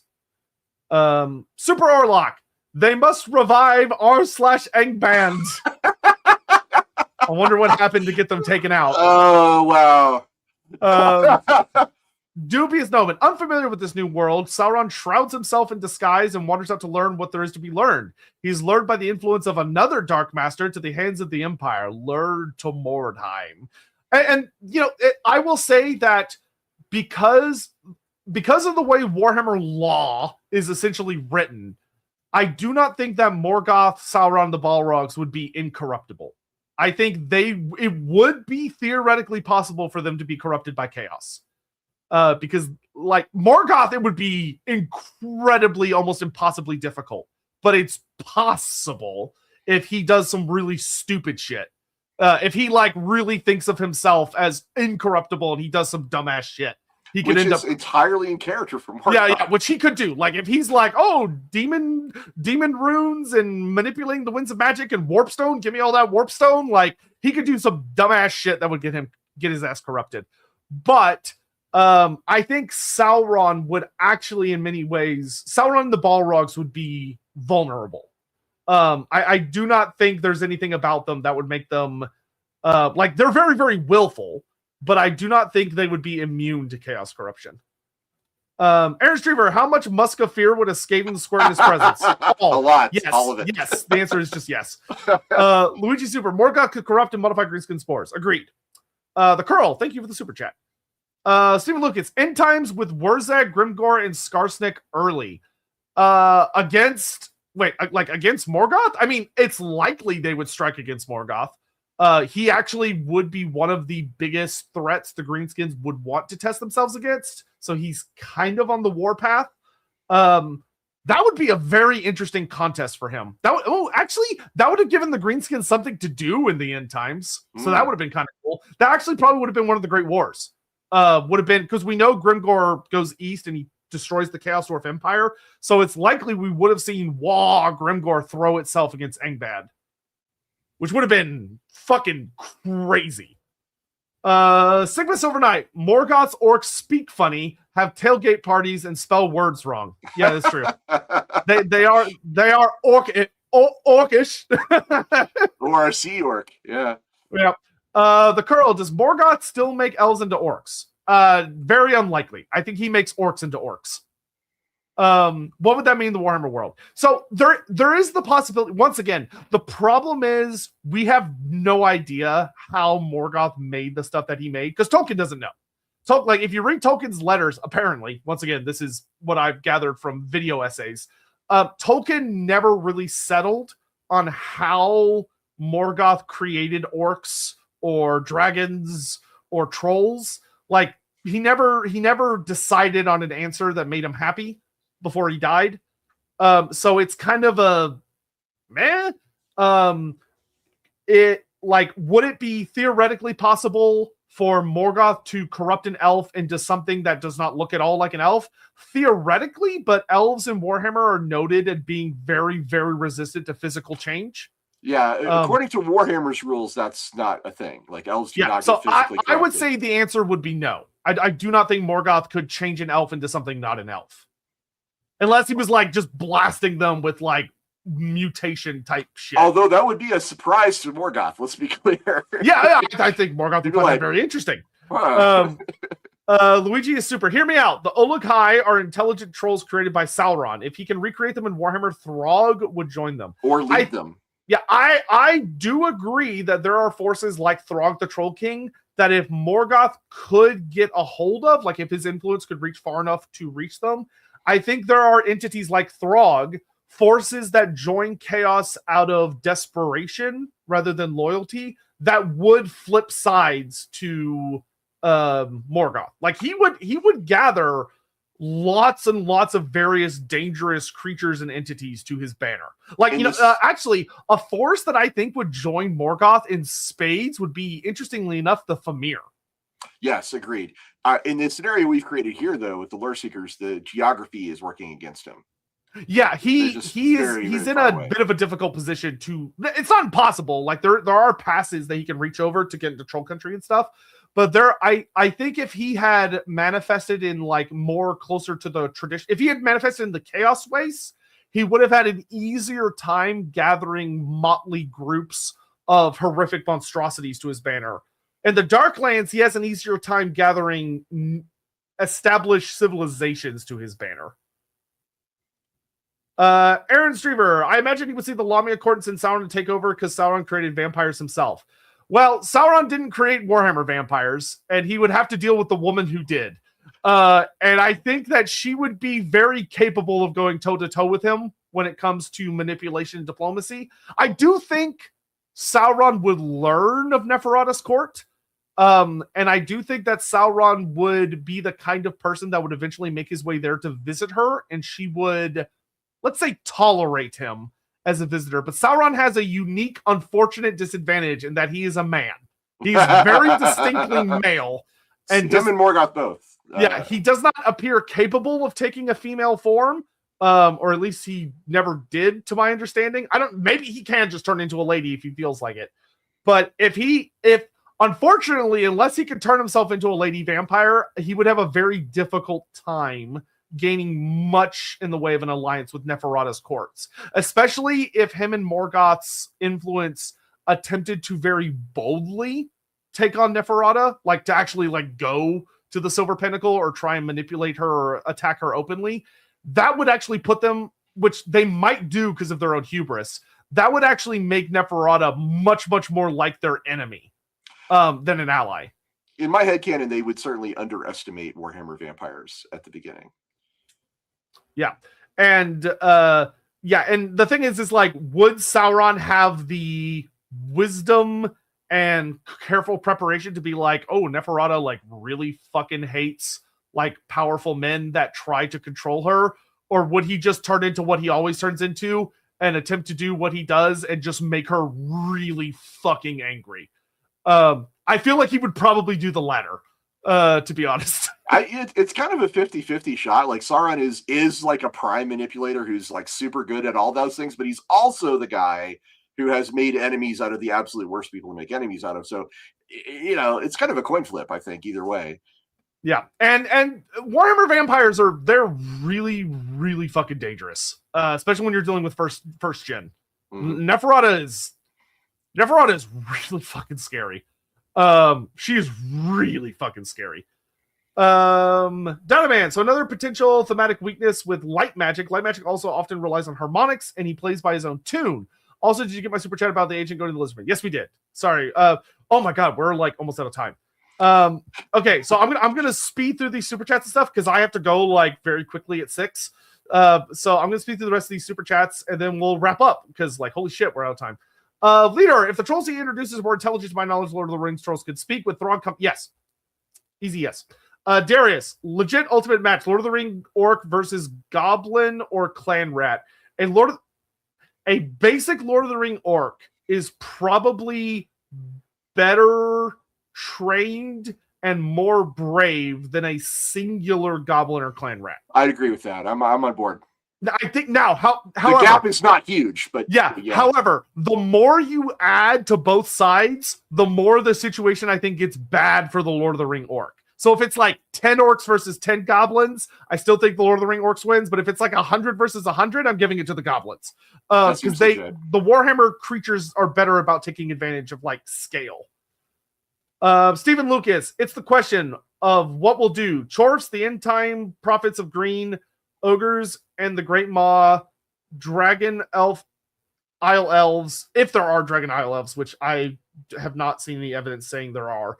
Nagash, Neferata, End, and Cathay. End and Cathay, Morgoth would actually probably, well, we don't know enough about End, but Morgoth would probably be able to manipulate many of the humans within End.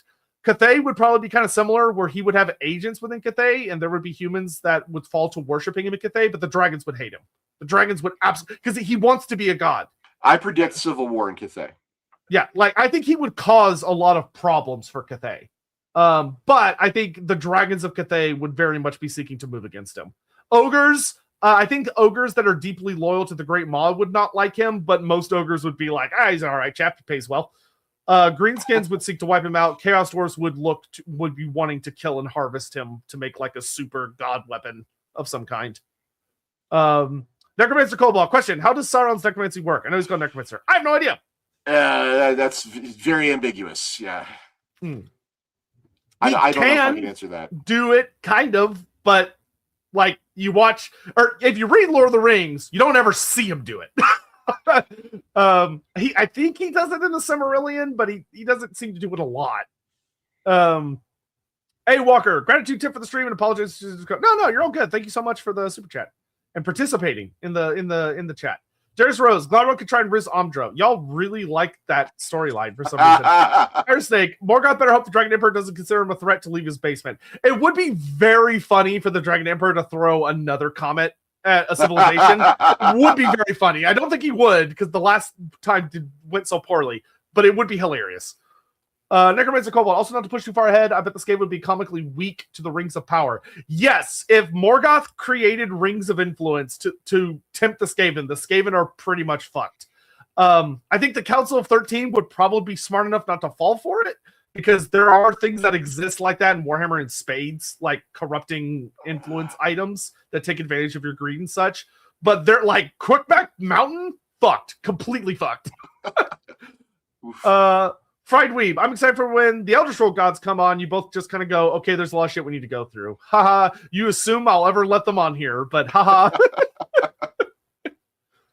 Which poor soul gets the Turin treatment? Was Turin the guy that was like tortured horribly by Morgoth until he died or something? Yeah, that's a good question. I can't remember what happens to Turin Bar. I remember his name.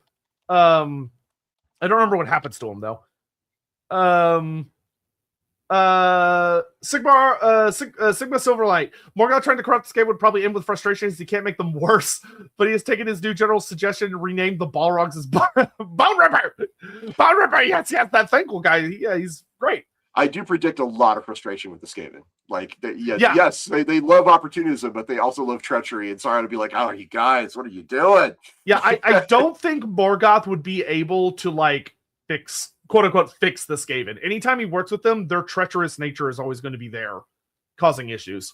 Aaron Streamer, Slanesh becomes the bride/husband of Morgoth. Give you all that image. Stranger things have happened. To Blam, now to fuck with Morgoth. What if Be'lakor tried to help him against chaos to get out of his curse? Would said curse do Morgoth too then? The curse doesn't spread. It's not contagious like that. Would Be'lakor would 100% be a force that would attempt to manipulate and or utilize Morgoth to his own ends. How well or how poorly that would go, that's anybody's guess. Darius, would Gark Ironskin be a good ally? Probably.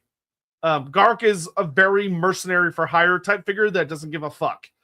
He's kind of far away from Morgoth because he's at the upper end of the Mountains of Morn, but I would not be shocked to see him hired by Morgoth's forces.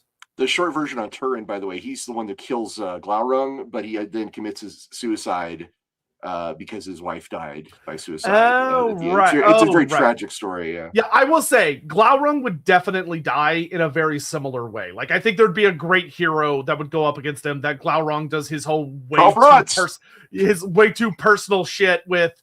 It'd probably be a dwarf though, rather than a man. Like, could be. They're the Slayer King. Yeah. Oh man, that would be that would be such a horrible end to Ungrim's story. Oh my god, make Ungrim's story even sadder than it already is. Pumpkin story. I would find it funny if Morathi tries to seduce Morgoth, but is absolutely rejected by him and saying that he is arrow/ace. Well, to my understanding, Morgoth does at least have desire. And the thing about Morathi is you have to remember Morathi is not stupid, and she is not someone that only attempts to seduce with her body.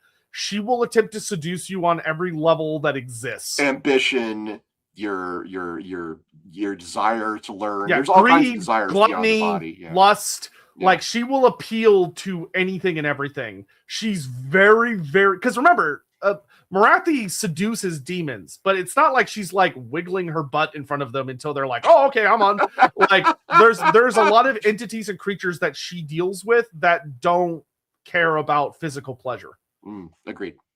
Ricky Temme, chaos causes a civil war via the changeling impersonating Sauron to backstab Morgoth. Oh, also, shit. Sauron fighting the changeling would just be cool. That would be pretty fucking awesome. That's a great story. I could see that one playing out in my head. Yeah, I do think there are forces within chaos that would be very capable of causing Morgoth a significant amount of grief.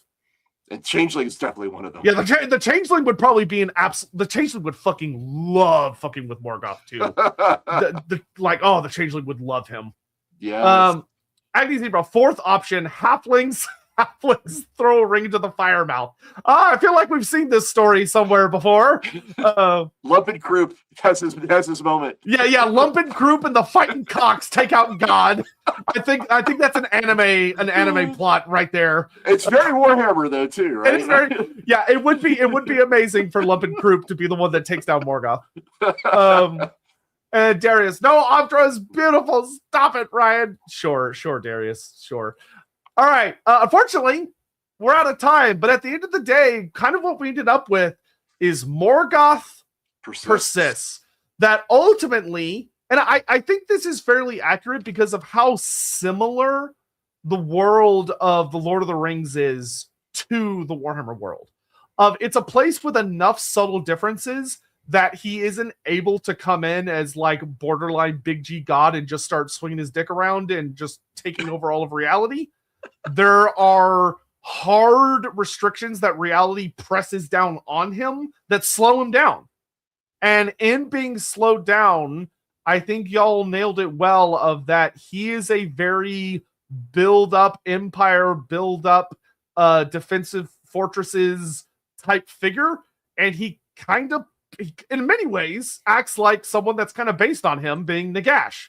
Of that he builds up these great, mighty, powerful fortresses, and he is looking to win the long game. But the problem with the long game is that it takes time. And at the end of the day, unless he is able to achieve some notable feat of like building up worldwide worship, which depending on when he manifests into the setting, he would have an easier or harder time doing. You know, obviously, if he only shows up like a quarter of a century before the end times, he's not going to have enough time to do a lot of the things he wants to do before the apocalypse has rolled up on his face.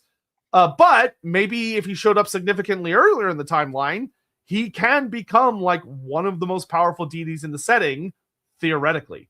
But ultimately, he kind of fills a very, very nice niche. And for our stream with y'all's votes, ends up being like a fairly major new force within the Darklands and is actually like the greatest empire of the Darklands next to the Chaos Dwarfs. I think the best outcome for Morgoth here is a durable and horrifying empire at the heart of the Darklands.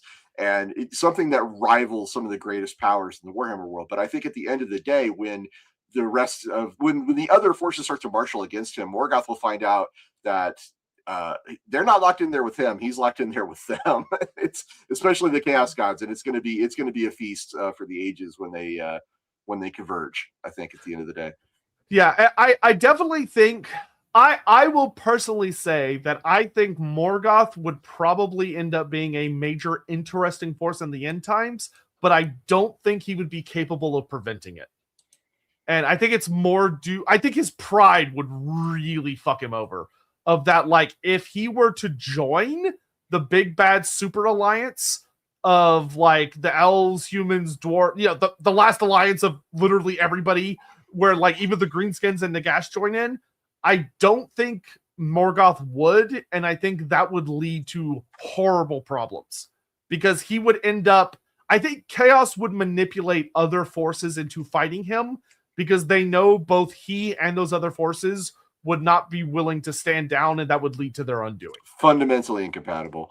Hey, Ryan, thanks so much for bringing me on Lorebeards and having me talk about this. I hope I get to come back to talk about Tiamat, because that would really be my area. Yeah, I hope so too, because I need people that have played significantly more D&D than I have for the Dragon Goddess. So this was great. Thank you all so much for being here. Thanks for coming by. Really appreciate all the support and everything. Like I said, please let us know if you want to see more of these in the future.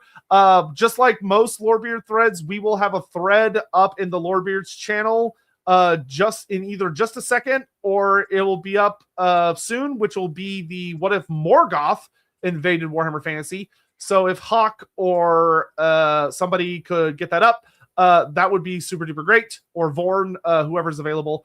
And so y'all feel free to go in there, take all the information from this stream, and tell us how we're fucking idiots and it should have happened what other way. And if you've enjoyed us doing this deep dive into what if Morgoth would invade the old world, do us a favor, hit that like button and subscribe button so that we can the winds of magic and spread our minds through the algorithm to even more unsuspecting lore seekers. Hell yeah. But thank you all so much for joining. Next time, who knows who'll be on here? Maybe it'll be me and Ross again. Maybe it'll be me, Ross, and Andy. Maybe it'll just be Vera by herself for some reason. Maybe it'll be like, who knows? Who knows what it could be? But we thank you all very much for watching. We'll definitely do at least one more, at least a few more of these in the future. But honestly, this went really well. So yeah, great. We'll see you guys when we see you. Cheers. Bye-bye.